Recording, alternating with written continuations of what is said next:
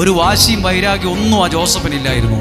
നിങ്ങളെ ഉപദ്രവിച്ചവരെ നിങ്ങൾ തിരിച്ചു വേദനിപ്പിക്കാതിരുന്നാൽ നിങ്ങളെ ദൈവം ഉയർന്ന ഒരു കസേരയിൽ ഇരുത്തിയിരിക്കും.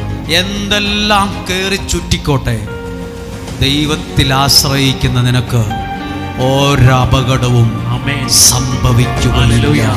ഈ വാക്ക് വിശ്വസിച്ചെടുത്തേ. നാട്ടുകാർ പറയുന്നതല്ല സംഭവിക്കുന്നത്, അവരും ഇവരും പറഞ്ഞതുപോലല്ല എൻ്റെ ലൈഫിൽ നടക്കുന്നത്. ഒരപകടവും സംഭവിച്ചില്ല, നിനക്കൊരനർത്ഥവും സംഭവിക്കുകയില്ല. നീ മാൾട്ടായിലായിക്കോട്ടെ, വയനാട്ടിലായിക്കോട്ടെ, എവിടെ ആയിക്കോട്ടെ, ആരെന്തൊക്കെ പറഞ്ഞോട്ടെ. ചിലർ പറയും നിന്റെ കല്യാണം നടക്കത്തില്ലെന്ന്. അത് അവരുടെ അഭിപ്രായമാണ് പറഞ്ഞു, അത് തലേ കയറ്റി വയ്ക്കണ്ട. അവർ പറഞ്ഞു നിനക്കെന്തോ ശാപമുണ്ട്, അത് അവരാ പറഞ്ഞത്. നിനക്കൊരപകടവും സംഭവിക്കുകയില്ല. എന്തേലും ഒരു ശകലം കണ്ടാൽ മതി, പിന്നെ പറയും പുള്ളി അങ്ങനെയാണ്, പുള്ളിക്ക് എന്തോ കള്ളക്കടത്തൊക്കെ ഉണ്ടെന്നാ പറയുന്നത്. ശരി, നിങ്ങൾ വല്ലതും കണ്ടിട്ടുണ്ടോ? കണ്ടിട്ടൊന്നുമില്ല, ഞങ്ങളുടെ ഒരു നിഗമനമാണ്. നമ്മളാരും വക്കീലുമാരെല്ലാം ജഡ്ജിമാരാണ്, എല്ലാവരും ജഡ്ജിമാരാണ്. അങ്ങ് വിധിച്ചു കളയും, പെട്ടെന്ന് വിധിച്ചു കളയും. നമ്മളാരും ജഡ്ജിമാരാകരുത്. പാമ്പ് കിടക്കുന്ന കാണുമ്പോഴേ അവർ പറയുവാണേ പുള്ളി ആരോ കൊന്നിട്ട് വന്നാണ്. ഇനി ഇവർ കണ്ടോ കൊല്ലുന്നത്? ചുമ്മാ കണ്ടതേ കണ്ടതായിട്ട് പറയാവൂ, കേട്ടതേ കേട്ടതായിട്ട് പറയാവൂ.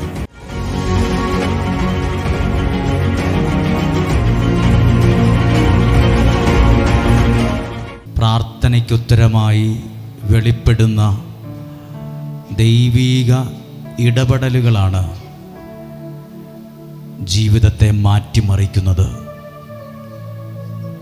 ഇവിടെ നിന്ന് ഇന്ന് പ്രാർത്ഥിക്കുന്ന ഓരോരുത്തരും നിങ്ങളൊന്ന് മനസ്സുകൊണ്ട് ആഗ്രഹിക്കുക, ദൈവമേ ഈ പ്രാർത്ഥനയ്ക്കുത്തരമായി ഒരു സ്വർഗീയ അനുഭവം തന്ന് എന്നെ മാനിക്കണമേ. ഒരു സ്വർഗീയ അനുഭവം തന്ന് എന്നെ അനുഗ്രഹിക്കണമേ. എൻ്റെ വേദനകളും പ്രതിസന്ധികളൊക്കെ മറക്കത്തക്ക വിധം എന്നെ അനുഗ്രഹിക്കണമേ. എൻ്റെ വേദനകൾ മറക്കാൻ കഴിയുന്ന വിധത്തിൽ എന്നെ അനുഗ്രഹിക്കണമേ. ഇസ്രായേൽ ജനം ഈജിപ്തിൻ്റെ അടിമത്തത്തിൽ നിന്ന് മുന്നോട്ട് പോയപ്പം മുകളിൽ മേഘസ്തംഭവും അഗ്നിസ്തംഭവുമായി എപ്പോഴും കൂടെ ഉണ്ടായിരുന്നു. പകൽ മേഘസ്തംഭമായും രാത്രി അഗ്നിസ്തംഭമായും ഒരു മഹിമയിൽ മേഘം இந்த ഇടത്തെ മൂടുതേ. കർത്താവേ, മഹത്വത്തിൻ്റെ ഒരു തേജസ്സിൻ്റെ ഒരു മേഘം ഈ ആലയത്തിൽ നിറഞ്ഞു നിൽക്കുന്നതിനെ ഓർത്ത് ഞങ്ങൾ നന്ദി പറയുന്നു. ദൈവാനുഗ്രഹത്തിൻ്റെ ഒരു അന്തരീക്ഷമായി ഇതിനെ മാറ്റുന്നതിന് ഞങ്ങൾ നന്ദി പറയുന്നു. ദൈവത്തിന് എൻ്റെ ജീവിതത്തിൽ ഇടപെടാൻ സമയമായി എന്നതിൻ്റെ തെളിവാണ് നിങ്ങളുടെ ഈ സമയത്തെ പ്രാർത്ഥന പോലും. ഈ വചനങ്ങളും പ്രാർത്ഥനകളും നിങ്ങളെ കേൾപ്പിക്കുന്നതിൽ ദൈവത്തിനൊരു ഉദ്ദേശമുണ്ട്.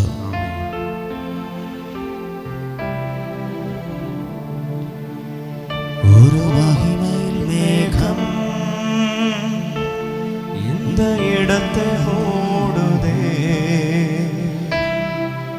ഒരു മഹിമയിൽ മേഘം എൻ ജനത്തെ മൂടുതേ. ഒരു മഹിമയിൽ മേഘം இந்த இடத்தை മൂടുതേ.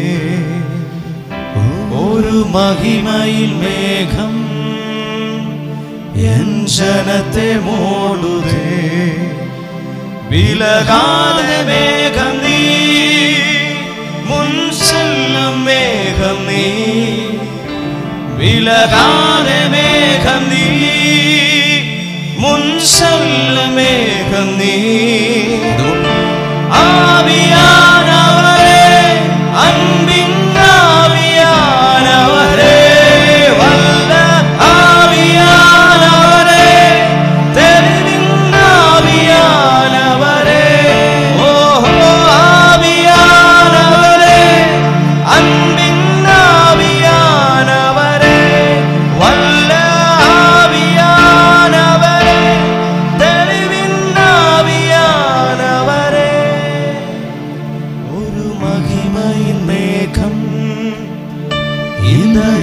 ജനത്തെ മൂടുതേ ഒരു മഹിമയിൽ മേഘം എൻ ജനത്തെ മൂടുതേ. പരിശുദ്ധാത്മാവേ, ഞങ്ങളെ നിയന്ത്രിക്കണമേ. ഇന്ന് കേൾക്കുന്ന വചനവും ശുശ്രൂഷകളും ഒക്കെ ഒന്ന് പ്രാർത്ഥിച്ച് ഒരു ദൈവീക ഇടപെടലിന് കാരണമാക്കണമേ. ഒരു ദൈവീക ഇടപെടലിന് കാരണമാക്കണമേ. ആമേൻ. ഇരിക്കാമോ?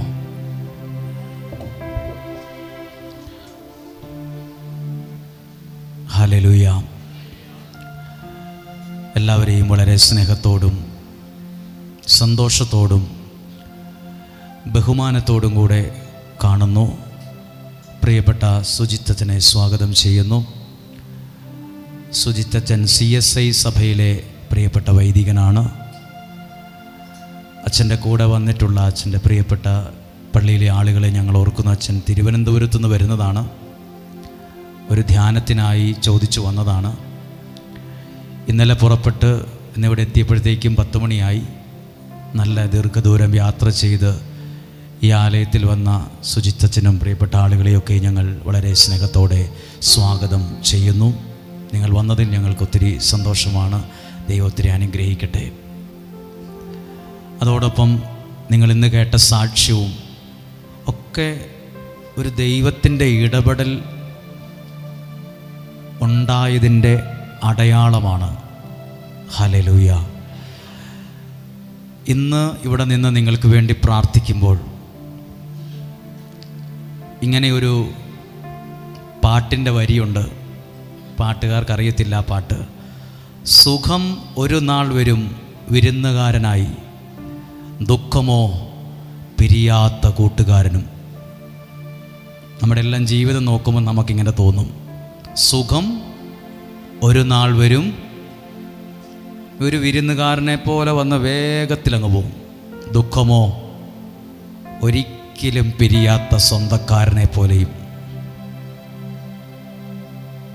ഇതുപോലെ ഒത്തിരി പേരുടെ അനുഭവമുണ്ട്. സുഖം, സന്തോഷം ഒരു നാൾ വരും ഒരു വിരുന്നുകാരനെ പോലെ. വിരുന്നുകാരൻ്റെ പ്രത്യേകത വന്ന് വേഗം പോവും. നാളെ പോകാമെന്ന് പറഞ്ഞാലും പുള്ളി ഇന്നേ പോവും. തിരക്കുണ്ടെന്ന് പറയും. സന്തോഷവും സുഖവും ഒക്കെ അങ്ങനെയാണ്. ഒരു വിരുന്നുകാരനെ പോലെ വേഗം വന്നേച്ചങ്ങ് പോവും. ദുഃഖമോ ഒരിക്കലും പിരിയാത്ത കൂട്ടുകാരനെ പോലെയും സ്വന്തക്കാരനെ പോലെയും എപ്പോഴും കൂടെയുണ്ട്. പക്ഷെ ഇന്നൊരു വാക്ക് നിങ്ങൾ വിശ്വാസത്തിൽ പറയണം. എൻ്റെ ജീവിതത്തിലെ മോശ സമയങ്ങൾ വേഗത്തിൽ അവസാനിക്കുമെന്ന് ദൈവത്തിൽ ഞാൻ വിശ്വസിക്കുന്നു. ആമേൻ. വിശ്വസിക്കുന്നു.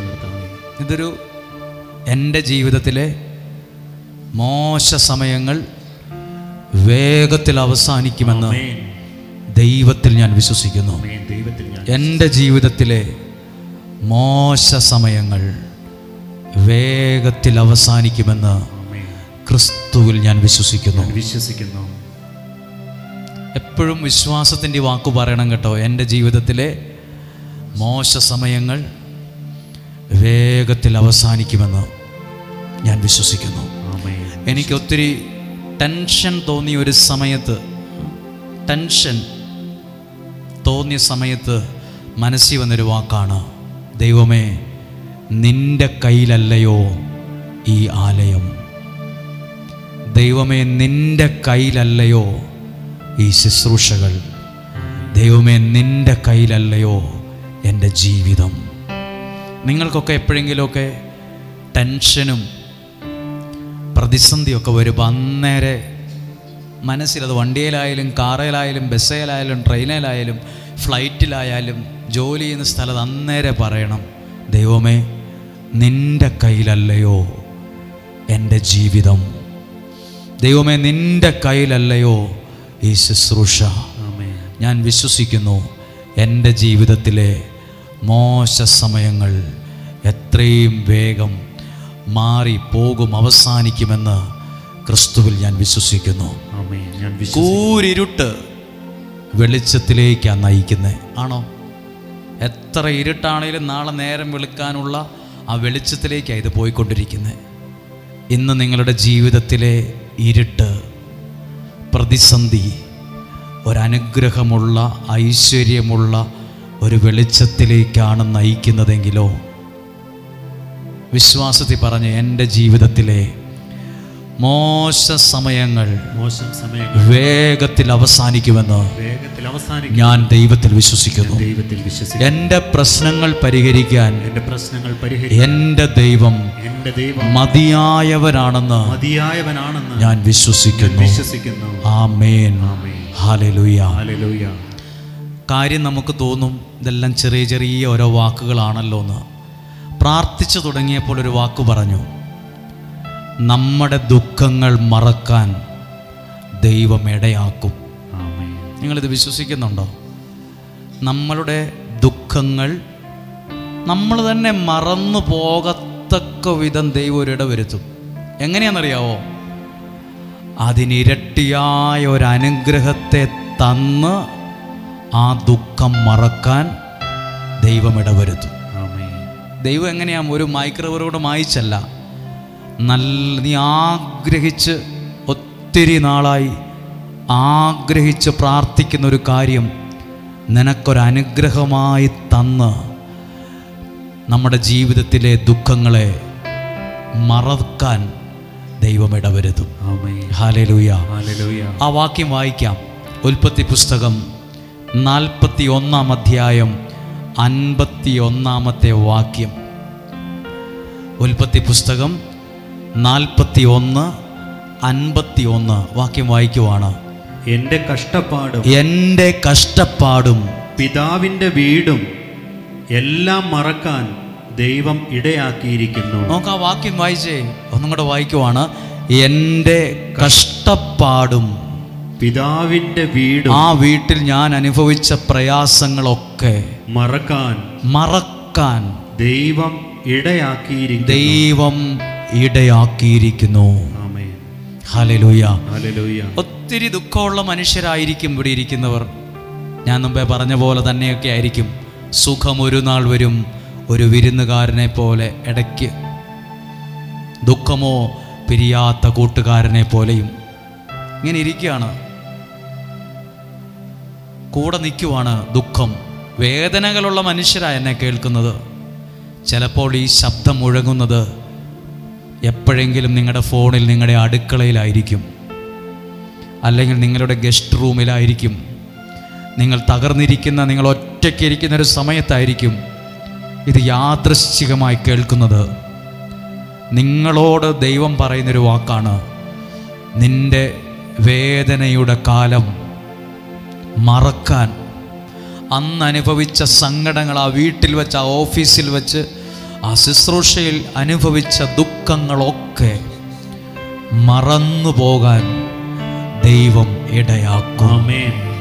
ഹല്ലേലൂയ. പല മനുഷ്യരും അവരുടെ ഒത്തിരി സങ്കടങ്ങൾ മറന്നുപോയി. എങ്ങനെയെന്നറിയോ? അവരൊത്തിരി അനുഗ്രഹിക്കപ്പെട്ട് കയറി വന്നപ്പോൾ മറന്നു പോകത്തക്ക വിധം എങ്ങനെയായി സംഭവിച്ചതെന്ന് എഴുതിയിട്ടുണ്ട് താഴെ. ഒന്നും കൂടെ വായിക്കുവാണ്. എൻ്റെ കഷ്ടപ്പാടും പിതാവിൻ്റെ വീടും എല്ലാം മറക്കാൻ ദൈവം ഇടയാക്കിയിരിക്കുന്നു എന്ന് പറഞ്ഞുകൊണ്ട് അവൻ തൻ്റെ കടിഞ്ഞൂൽ പുത്രനെ മനാസെ എന്ന് വിളിച്ചു. അങ്ങനെ ഒരു മകനെ നൽകിക്കൊണ്ടാണ് ദൈവം ആ ദുഃഖത്തെ, ആ കഷ്ടപ്പാടിനെ മറക്കാൻ ഇടവരുത്തിയത്. എന്ന് പറഞ്ഞാൽ, നിങ്ങൾ ആഗ്രഹിച്ച് പ്രാർത്ഥിക്കുന്ന വിഷയത്തിൻ്റെ മേൽ ഒരു നല്ല അനുഗ്രഹത്തെ തന്നായിരിക്കും നിങ്ങളുടെ ഇന്നലകളിലെ ദുഃഖത്തെ മറക്കാൻ ദൈവം ഇടയാക്കുന്നത്. ഹല്ലേലൂയ. ദൈവം ഇടയാക്കും. അടുത്തൊരു വാക്യം കൂടെ ഒന്ന് വായിച്ചേ. ദൈവം രണ്ടാമനെ അവൻ എഫ്രായിം എന്ന് വിളിച്ചു. എന്തെന്നാൽ കഷ്ടതകളുടെ നാട്ടിൽ ദൈവം എന്നെ സന്താന പുഷ്ടിയുള്ളവനാക്കിയിരിക്കുന്നു. ചുറ്റും പ്രശ്നങ്ങൾ ഉള്ളപ്പോഴും ദൈവം എന്നെ അനുഗ്രഹിച്ചു എന്ന് പറഞ്ഞ് രണ്ടാമനെ അവൻ എഫ്രായിം എന്ന് വിളിച്ചു. ഒന്നാമത്തെ മകനെ മനാസയെ എൻ്റെ എല്ലാ കഷ്ടപ്പാടും വേദനയും കഴിഞ്ഞ കാലത്ത് അനുഭവിച്ചതൊക്കെയും മറക്കാൻ ദൈവം ഇടയാക്കും. ഇത് എനിക്കും കൂടി ഉള്ളതാണെന്ന് പറഞ്ഞൊന്ന് വിശ്വസിക്കും. ഇത് എനിക്കും കൂടി ഉള്ളതാണ്. ഇത് ഒരാൾക്ക് വേണ്ടി മാത്രമല്ല, ഇതെന്നെ കൂടി, എനിക്ക് വേണ്ടി കൂടിയാ ഇത് എഴുതിയിരിക്കുന്നത്. ഇതെനിക്ക് വേണ്ടി കൂടിയാണ്. പ്രിയപ്പെട്ടവരെ, ഇത് ഞാൻ നിങ്ങളോട് പറഞ്ഞത് പ്രസംഗിക്കാൻ വേണ്ടി പറഞ്ഞതല്ല. ഇതൊരു പ്രഭാഷണമായിട്ട് എടുക്കണ്ട. ഇതൊരു മെസ്സേജായിട്ട്, ഒരു സന്ദേശമായിട്ട് എടുത്താൽ മതി. ഒച്ച കൂട്ടി പറയുന്ന വലിയ ബഹളം വയ്ക്കുന്ന ഒരു പ്രസംഗമായിട്ട് ഇത് കാണണ്ട. ഒരു മെസ്സേജ്, എന്നോട് ദൈവം സംസാരിക്കുന്ന ഒരു ദൂതായിട്ട് എടുത്താൽ മതി. ഒരു മെസ്സേജായിട്ട് എൻ്റെ ദുഃഖങ്ങളും എൻ്റെ ഇന്നലകളെ വേദനകളും മറന്നു പോകാൻ. ചിലതൊക്കെ ഓർത്തോർത്ത് നമുക്ക് കരച്ചിൽ വരില്ലേ? ചിലതൊക്കെ ഓർത്തോർത്തിരുന്ന് കരയുന്നവരുണ്ട്. അതൊന്നും ഒരിക്കലും അങ്ങോട്ട് മറക്കാൻ പോയിട്ട് മായ്ച്ചു കളയാൻ പറ്റുന്നില്ല. വലിച്ചെറിഞ്ഞാലും പോവുകയില്ല. ചില സങ്കടങ്ങൾ ഇനി ഇതൊരിക്കലും ഓർക്കാൻ ഇടയാകല്ലേ ദൈവമേ, ഈ ചിന്ത എൻ്റെ മനസ്സിലേക്ക് വരല്ലേ എന്ന് പറഞ്ഞ് മനസ്സിൽ നിന്ന് വലിച്ചെറിഞ്ഞാലും 5 മിനിറ്റ് കഴിയുമ്പോൾ അത് വരും.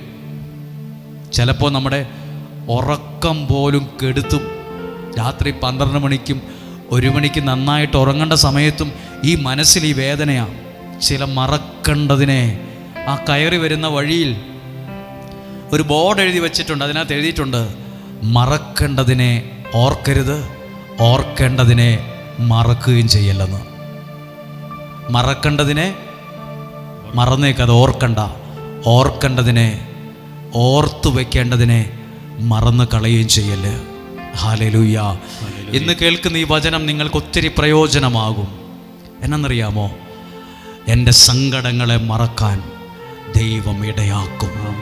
അങ്ങനെ എത്ര സാക്ഷ്യങ്ങൾ നിങ്ങൾക്ക് പറയാം. 1000 പേര് സാക്ഷ്യം പറയാൻ എഴുന്നേറ്റ് വരുന്നത് ദൈവം കാണിച്ചിട്ടുണ്ട്. 1000കണക്കിന് ആളുകൾ സാക്ഷ്യങ്ങളെ പറയാൻ നടന്നു വരുന്നത്, എഴുന്നേറ്റ് വരുന്നത് ദൈവം കാണിച്ചിട്ടുണ്ട്. ഒന്ന് കണ്ണുകളെ അടച്ച്, കർത്താവേ, എൻ്റെ സങ്കടങ്ങളൊക്കെ ആരോട് പറയുമെന്നാ ഞാൻ ചിന്തിക്കുന്നത്. എൻ്റെ സങ്കടങ്ങളൊക്കെ ആരോടും പറയാനില്ല. എൻ്റെ ഭർത്താവിനോട് പറയാമെന്ന് വെച്ചാൽ പുള്ളിക്കൊരു നേരമില്ല. ഭാര്യയോട് പറയാൻ നോക്കിയാൽ പുള്ളി മൈൻഡ് ചെയ്യുന്നില്ല. ഞാനിത് ആരോട് പറയും? വേദന തിന്ന് ഉരുകുവാണ് ഞാൻ. വേദന തിന്ന് ഞാൻ ഉരുകിക്കൊണ്ടിരിക്കുകയാണ്. ഈ സമയത്ത് ദൈവം നിന്നോട് പറയുന്നൊരു വാക്കാണ്, നിൻ്റെ വേദനകൾ, ഞാൻ വീട്ടിൽ വെച്ച് അനുഭവിച്ച സങ്കടങ്ങൾ സകലതും മറന്നു പോകത്തക്ക വിധം ദൈവം നിനക്കൊരനുഗ്രഹത്തെ തന്ന്, ദൈവം നിനക്കൊരു നന്മയെ തന്ന്, ഒരു ഐശ്വര്യമുള്ള ഒരു കാലം തന്ന് ദൈവം നിന്നെ അനുഗ്രഹിക്കും. ആ അനുഗ്രഹം, ആ സന്തോഷം, ഇന്നലകളിലെ ദുഃഖത്തെ നീ മറക്കുവാൻ, മായ്ച്ചു കളയാൻ ഇടവരുത്തും. ആ കരങ്ങളെ ഒന്ന് ഹൃദയത്തോട് ചേർത്ത് വയ്ക്കുക.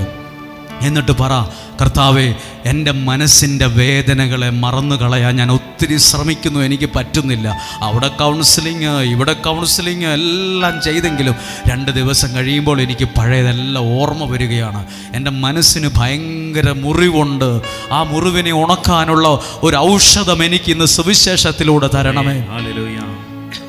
എല്ലാ കരങ്ങളും ഹൃദയത്തോട് ചേർത്ത് വെച്ച്, ഒരു മഹിമയിൽ മേഘം വന്ന് ഇസ്രായേൽ ജനത്തെ നയിച്ച അതേ മേഘം, ആ നയിച്ച മേഘം നിങ്ങളെയും സംരക്ഷിക്കാൻ തുടങ്ങുവാണ്.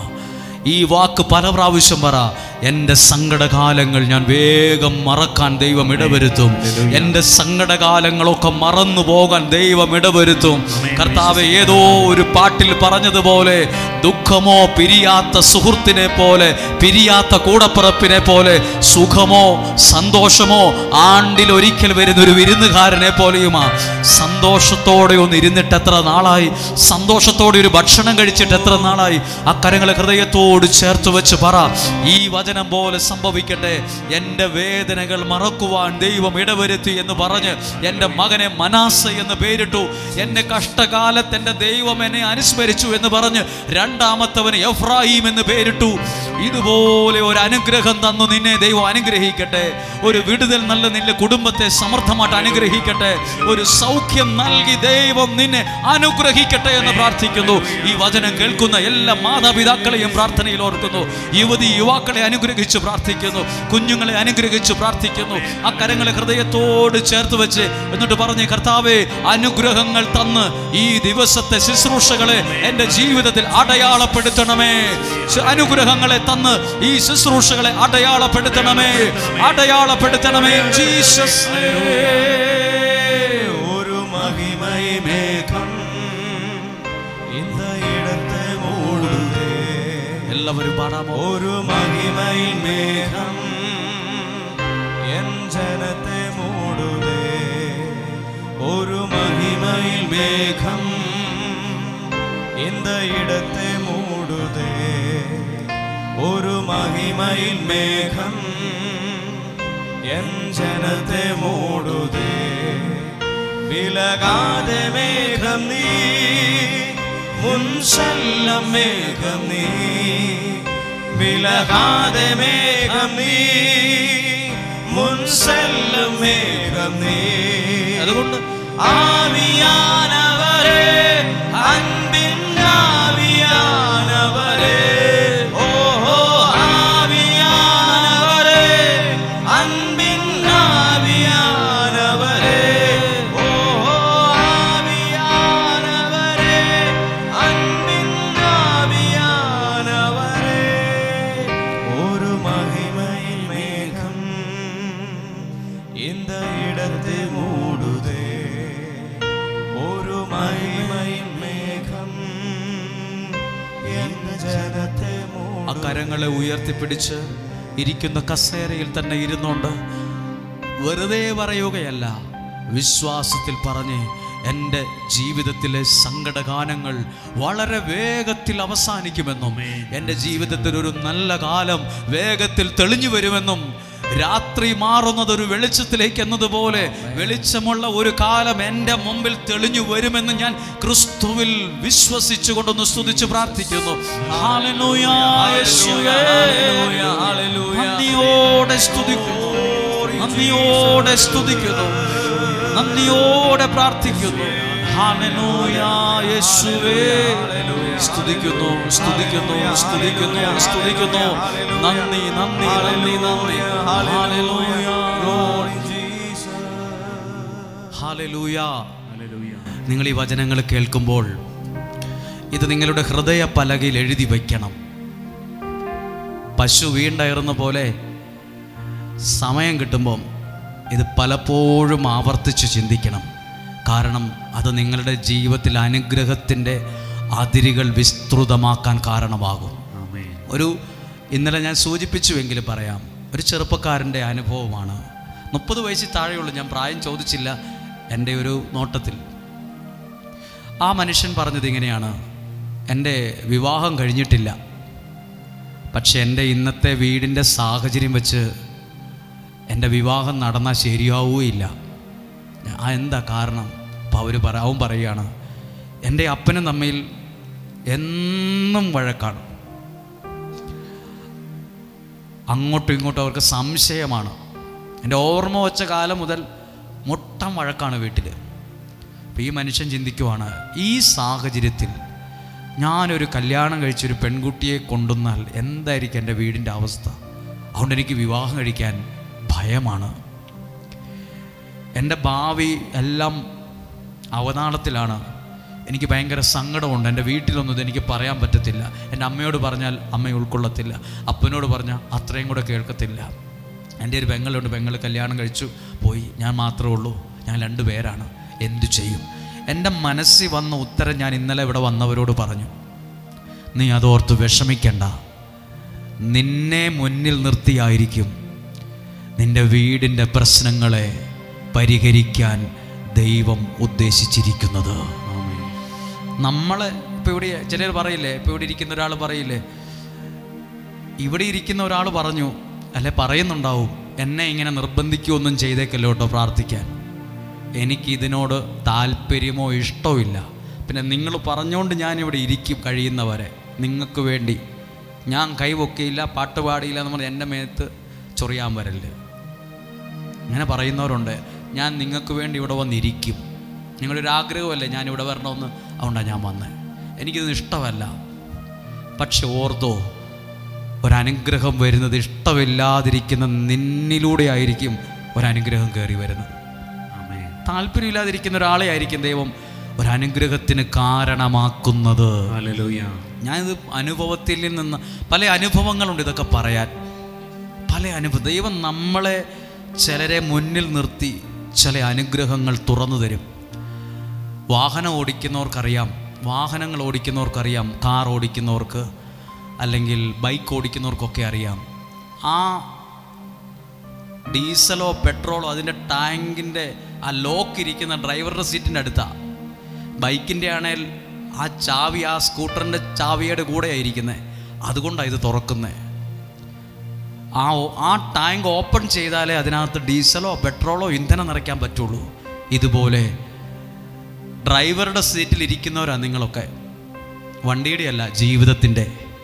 നിങ്ങൾ വേണം ജീവിതം മുന്നോട്ട് പോകാനുള്ള ദൈവാനുഗ്രഹത്തിൻ്റെ ഇന്ധനം നിറയ്ക്കാൻ ആ ലോക്ക് തുറന്നു കൊടുക്കേണ്ടത്.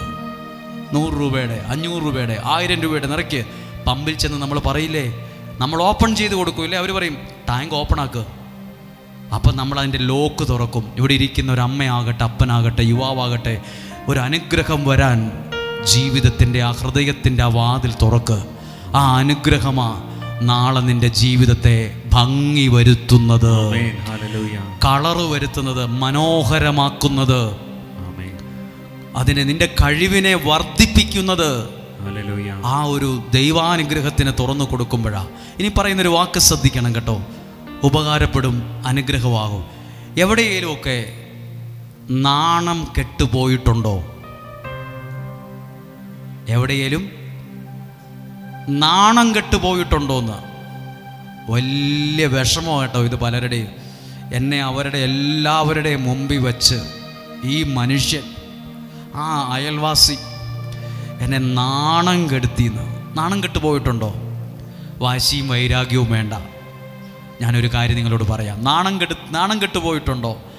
ആരെങ്കിലും നിങ്ങളെ താഴ്ത്തി കെട്ടിയിട്ടുണ്ടോ?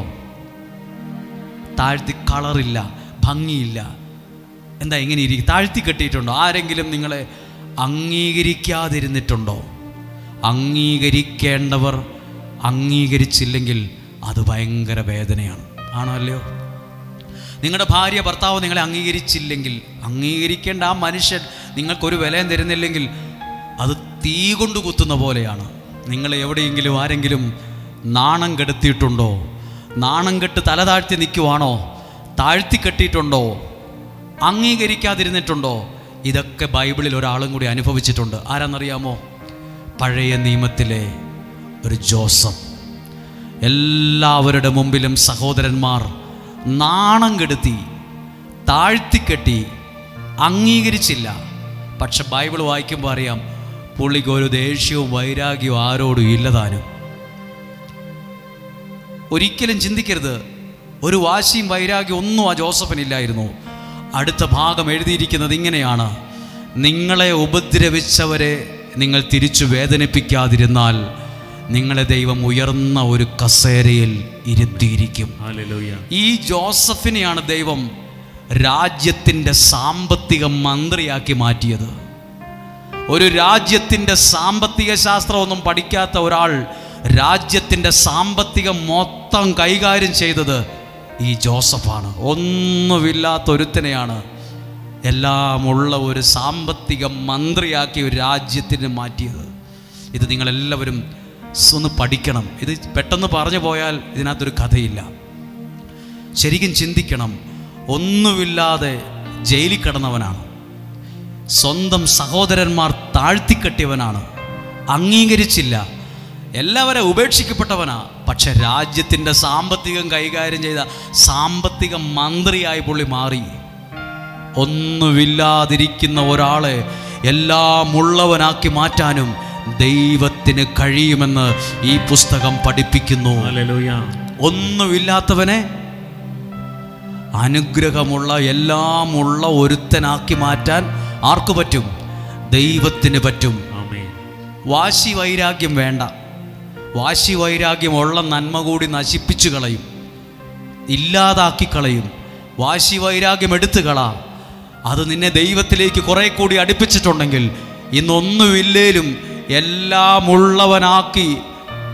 ഞാനൊരു കാര്യം പറയാം, ചെന്ന് കണ്ടാൽ പോലും കാണാൻ പറ്റാത്ത ആളുകൾ വന്ന് കാണാൻ തുടങ്ങും. ചെന്ന് കാണേണ്ടവർ അപ്പോയിൻമെൻ്റ് എടുത്ത് വന്നു കാണും. ചെന്ന് കാണേണ്ടവർ വന്ന് കാണും. ചെന്ന് കാണേണ്ടവർ വന്ന് ഉള്ള സ്ഥലത്ത് കാത്തു നിന്ന് കാണും. ഹല്ലേലൂയ. ഒരിക്കൽ കൂടി ആ വാക്ക് ഇവിടെ ഇരിക്കുന്ന ആരോടൊക്കെയോ നിങ്ങൾ ഇന്ന് ഉദ്ദേശിച്ചിട്ട് ഒന്നും നടക്കുന്നില്ല, ചെന്ന് കണ്ടാൽ പോലും കാണാൻ പറ്റിയാലായിരിക്കും. ഇന്ന് ചെന്ന് കാണേണ്ടവർ നിങ്ങളെ വീട്ടിൽ വന്ന് കാണും, ഓഫീസിൽ വന്ന് കാണും. നിങ്ങൾ ഇന്ന സ്ഥലത്തുള്ള ആ സ്ഥലത്ത് വന്ന് കാണും. ഇല്ലെങ്കിൽ അവരുടെ പ്രിയപ്പെട്ടവരോട് ചോദിച്ച് ഒരു അപ്പോയിൻമെൻ്റ് എടുത്ത് ആരെയെങ്കിലും സ്വാധീനം ചെലുത്തി നിങ്ങളെ വന്ന് കാണും. അത് നിങ്ങളുടെ മേൽ കിടക്കുന്ന ഒരു ദൈവാനുഗ്രഹത്തിൻ്റെ അടയാളമാണ്. പറഞ്ഞ് ചെന്ന് കാണേണ്ടവർ വന്ന് കാണും. ഇന്നൊരുപാട് വേദനകൾ അനുഭവിച്ചവർ ഇതിനകത്തുണ്ട്. തകർന്ന് തരിപ്പണമായവരുണ്ട്. മനുഷ്യരാൽ അവഗണിക്കപ്പെട്ടവരുണ്ട്. പിന്നീട് സാമ്പത്തിക കൈകാര്യം ഒരു രാജ്യത്തിൻ്റെ മുഴുവൻ ചെയ്ത മന്ത്രിയാണ് ജോസഫ്. ദൈവത്തോട് ചേർന്ന് നിൽക്കുന്നവനെ ഭൗതികമായും ദൈവം അനുഗ്രഹിച്ചുയർത്താതിരിക്കുകയില്ല. ആ ദൈവത്തോട് ചേർന്ന് നിൽക്കുന്നവനെ ആത്മീയമായി മാത്രമല്ല, അവൻ്റെ ഭൗതിക കാര്യങ്ങളും സാമ്പത്തിക മേഖലയും ദൈവം അനുഗ്രഹിച്ചുയർത്തും. ഒന്നും അല്ലാതിരുന്ന ഒരുത്തനെയാ ഇവിടെ എല്ലാം ഉള്ളവനാക്കി മാറ്റിയത്. നാളെ ഒരു സമയത്ത് അതാ പറഞ്ഞത്, നിങ്ങളുടെ എല്ലാ ദുഃഖങ്ങളും മറന്നു പോകാൻ ഇടയാകത്തക്ക വിധം നാളുകളിൽ ദൈവം നിന്നെ അനുഗ്രഹിക്കും. ആ വാക്യം ഞാൻ വേഗത്തിൽ വായിക്കുകയാണ്. ആ വാക്യം ഒന്ന് വായിക്കുകയാണ്. ഉൽപ്പത്തി പുസ്തകം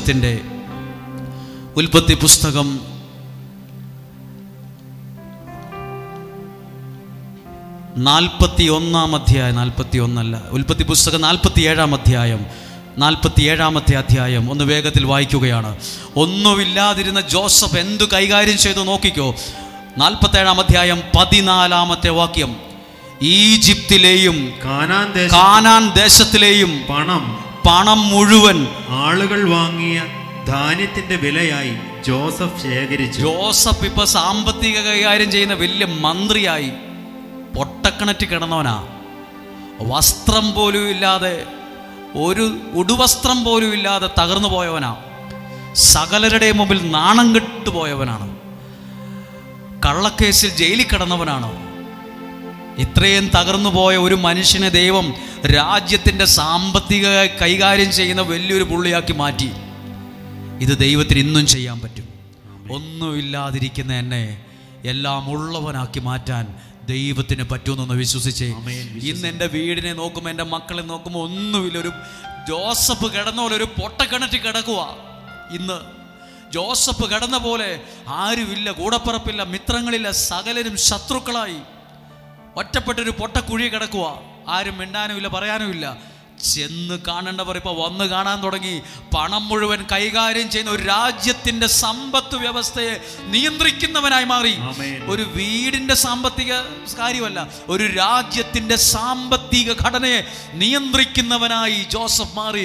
നിന്നെ അനുഗ്രഹിച്ചുയർത്താൻ ദൈവത്തിന് പറ്റും. നിന്നെ അനുഗ്രഹിച്ചുയർത്താൻ ദൈവത്തിന് പറ്റും. അങ്ങനെയെങ്കിൽ ആ കരങ്ങളെ ഒന്ന് ഉയർത്തിപ്പിടിക്കാമോ? ഇതൊക്കെ ഒരു വാക്കിൽ പറഞ്ഞു തീർക്കേണ്ടതല്ല. ഒരു നിമിഷം പ്രാർത്ഥിച്ച് ഈ കരങ്ങൾ ഉയർത്തി പ്രാർത്ഥിക്കുന്ന നിങ്ങൾ ചിലർ ഇന്ന് ദുഃഖിതരാണ്, നാണം കെട്ടിരിക്കുക. കടബാധ്യത, ജപ്തിയുടെ മുമ്പിൽ മക്കളുടെ കാര്യം, ഭാവിയുടെ കാര്യം, കുടുംബ തകർച്ച, വഴക്ക്, പ്രശ്നങ്ങൾ ഓർത്ത് നാളെ നിന്നെ അത്ഭുതമായി അനുഗ്രഹിക്കുന്ന ഒരു ദൈവമുണ്ട്.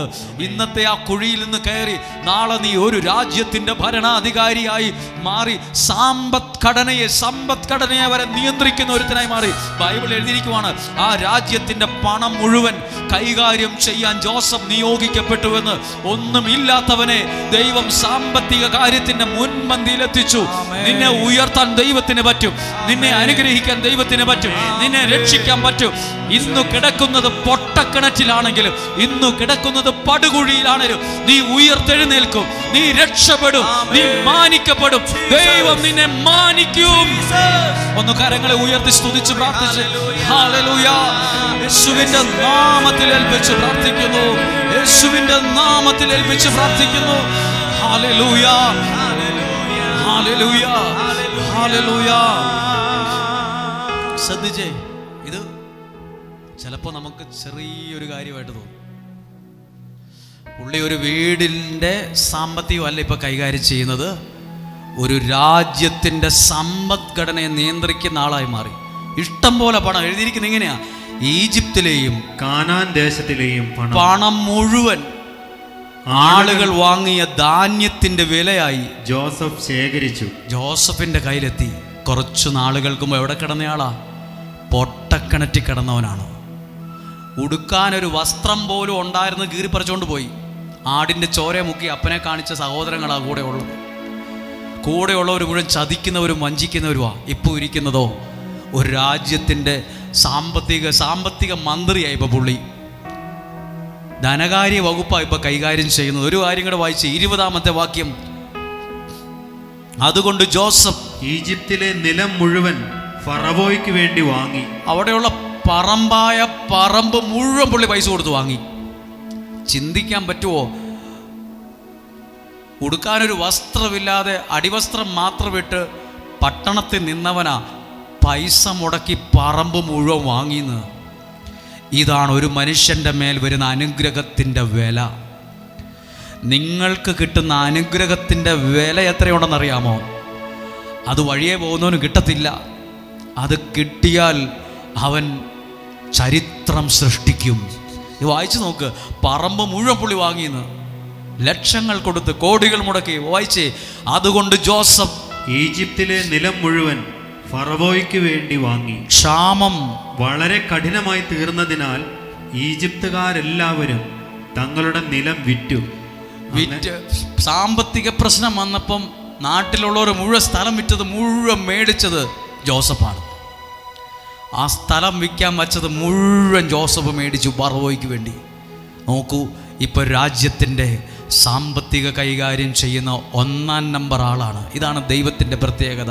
ഇതേ അനുഗ്രഹത്തിന് വേണ്ടിയാ നമ്മളും പ്രാർത്ഥിക്കുക. ദൈവമേ, ഇന്ന് പിറകിൽ കിടക്കുന്ന നാണം കെട്ടുപോയ എനിക്ക് അനേകരുടെ മുമ്പിൽ നിൽക്കാൻ ദൈവം ഒരു ഭാഗ്യം തരുമെന്ന് വിശ്വസിക്കാമോ? ദൈവം നിനക്കൊരു ഭാഗ്യം തരും. നിന്നെ ചെന്ന് കാണേണ്ടവർ നിന്നെ ചെന്നാൽ പോലും കാണത്തില്ലാത്ത ആളുകൾ നിന്നെ വന്ന് നാളെ കാണേണ്ടി വരും. സഹോദരന്മാർ വന്ന് കാണാൻ തുടങ്ങി. സമ്പത്തിന് വേണ്ടി അവന്റെ മുമ്പിൽ കൈ നീട്ടാൻ തുടങ്ങി. പ്രിയപ്പെട്ടവരെ, ഇന്നലെ ഇരുട്ടുപോലുള്ള അന്തരീക്ഷത്തെ മാറ്റി വെളിച്ചമുള്ള ഒരു അന്തരീക്ഷത്തെ തരാൻ ദൈവത്തിന് പറ്റും. ഒരു വാക്ക് പറയട്ടെ: നീ നട്ട വിത്ത് കിളിർക്കും. നീ ഇട്ട വിത്ത് കിളിർക്കും. ഞാൻ നട്ട ആ വിത്ത് കിളിർക്കും. എല്ലാവരും നട്ട കിളിർക്കില്ലെന്നേ. എല്ലാവരും നട്ട കിളിർക്കില്ല. ചിലര് നട്ട കിളുത്ത് കുറച്ചാകുമ്പോൾ അത് വളരത്തില്ല. നീ ദൈവാനുഗ്രഹത്തിൽ നട്ടത് ആ വിത്ത് കിളിർക്കും. ഒന്നും കൂടെ എല്ലാവരും എന്നെ കേട്ടെ. ആരായിരുന്നു ജോസഫ് എന്ന് ഓർക്കണം. നാണം കെട്ടുപോയവനാണ്. എല്ലാവരുടെ മുമ്പിൽ തലകുനിച്ചു നിന്നവനാണ്. ഒരു സ്ത്രീ ഈ പുള്ളിക്കെതിരെ പരാതി കൊടുത്തു, പീഡിപ്പിച്ചു എന്നും പറഞ്ഞ്. എന്നിട്ട് കണ്ണും പൂട്ടിപ്പിടിച്ച് ജയിലിലിട്ട ആളാണ് ഇന്ന് സാമ്പത്തിക മന്ത്രിയായത്. എല്ലാ തരത്തിലും തകർന്നുപോയ ഒരുത്തനെയാണ് ദൈവം രാജാവിൻ്റെ കസേര, ഒരു മന്ത്രിയുടെ കസേരയിൽ ഭരണാധികാരിയായി ഇരുത്തിയത്. ഇത് മനുഷ്യൻ രാഷ്ട്രീയം കളിച്ചിരുന്നതല്ല, ഇത് ദൈവാനുഗ്രഹത്തിൽ ഇരുന്ന കസേരയാണ്. ദൈവാനുഗ്രഹം നിനക്കുണ്ടോ? നിന്നെ തേടി ചില നന്മകൾ വന്നിരിക്കും. നീ എവിടെ പോയാലും ആ അനുഗ്രഹം നിന്നെ ഫോളോ ചെയ്യും. ആ അനുഗ്രഹം നിന്റെ അടുത്ത് തന്നെ. നീ അതിലിരിക്കും, നീ അതിൽ വസിക്കും, നീ അതിൽ വാഴും. ഇതാണ് ജോസഫിൻ്റെ ഹിസ്റ്ററി. പൊട്ടക്കിണറ്റിൽ കിടന്നവൻ, വസ്ത്രം വലിച്ചു കീറി ചോര മുക്കി അപ്പനെ കാണിക്കാൻ പോയി, അടിവസ്ത്രം മാത്രം നിട്ട് അടിമകൾ നിൽക്കുന്ന സ്ഥലത്ത് മൃഗങ്ങളെപ്പോലെ ചന്തയിൽ നിന്നവൻ, സ്ത്രീപീഡന കേസിൽ ജയിലിൽ കിടന്ന ജോസഫ്. അന്നേരം ഒന്നും ആരോടും വെട്ടിനോ കുത്തിനോ പകവീട്ടലോ ഒന്നും പോയില്ല. ആ ജോസഫിനെ ദൈവം അനുഗ്രഹിച്ച് രാജ്യത്തിൻ്റെ സാമ്പത്തിക വിദഗ്ധനാക്കി മാറ്റി. എഴുതിയിരിക്കുന്ന വാക്ക് വായിക്കുമ്പോൾ നമുക്ക് ഭയങ്കര അത്ഭുതം തോന്നും. പറമ്പ് മുഴുവൻ പുള്ളി മേടിച്ചത്. അവരെല്ലാം പ്രതിസന്ധി വന്നപ്പോൾ സ്ഥലമെല്ലാം വിൽക്കാൻ നോക്കി വച്ച സ്ഥലം മുഴുവൻ. ആ വാക്കൊന്നും കൂടെ വായിച്ചേ. ഫറവോയ്ക്ക് വേണ്ടി. അതുകൊണ്ട് ജോസഫ് ഈജിപ്തിലെ പറമ്പ് മുഴുവൻ ഫറവോയ്ക്ക് വേണ്ടി വാങ്ങി. ക്ഷാമം വളരെ കഠിനമായതിൽ ഈജിപ്തുകാർ തങ്ങളുടെ ഭൂമി വിൽക്കാൻ നോക്കിയപ്പം പൈസ ഉണ്ടായിരുന്ന ജോസഫിൻ്റെ മാത്രമാണ്. മുഴുവൻ പറമ്പും മേടിച്ചു കൂട്ടി. ഇപ്പോൾ 1-ാം സ്ഥാനത്തായിരിക്കുന്നത്. ഇന്ന് തകർന്നിരിക്കുന്ന നിങ്ങൾ കേൾക്കുക. ഇന്ന് പൊട്ടക്കിണറ്റിലെ തവള കണക്കായിരിക്കും. ഇന്ന് ആരെങ്കിലും പ്രാർത്ഥിച്ചു പറയുക നീ രക്ഷപ്പെടുമെന്ന് പറഞ്ഞാൽ നമുക്ക് ചിരി വരും. ഇയാൾ എന്താ പറയുന്നതെന്ന് ഓർക്കും. അല്ല, ഒരു ദൈവ മനുഷ്യൻ നിന്നോട് പറഞ്ഞത് നാളെ നിന്നെ അത്ഭുതകരമായി ഉയർത്തുമെന്നാണെങ്കിൽ നിന്റെ സാഹചര്യങ്ങൾക്ക് മാറ്റം. ഇന്ന് നിങ്ങളുടെ അവസ്ഥകളെ ഒന്ന് മനസ്സിൽ കണ്ടേ, എന്നിട്ട് ഒന്നും കൂടെ ഒന്ന് പ്രാർത്ഥിക്കാൻ തയ്യാറായിക്കുക. കർത്താവേ, ഈ പ്രസംഗിച്ച വചനത്തിൽ എഴുതിയ പോലെയാ ദൈവമേ, ഇന്ന് എൻ്റെ അവസ്ഥ നാണം കെട്ടു മടുത്തു. കൈനീട്ടി പൈസയ്ക്ക് കൈനീട്ടി മടുത്തു. ഒരു നല്ല വസ്ത്രമില്ല, നല്ല ഭക്ഷണം കഴിക്കാനില്ല, താമസിക്കാൻ നല്ല വീടില്ല. ജപ്തിയുടെ വക്കിലാണ്. ദൈവം നിന്നെ മാനിക്കും. നിനക്ക് ദൈവത്തോടൊരു ഭക്തിയുണ്ടോ? ദൈവം നിന്നെ സമൃദ്ധമായിട്ട് അനുഗ്രഹിക്കും. ഒരു നിമിഷം ആ കണ്ണുകളെ ഒന്ന് അടച്ച്, ഒന്നുമില്ലാത്ത അവസ്ഥയിലാണോ ഇന്നുള്ളത്?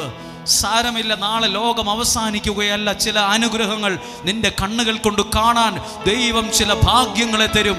ഒന്നുമില്ലാത്തവൻ ഇന്ന് സാമ്പത്തിക മന്ത്രിയാണ്.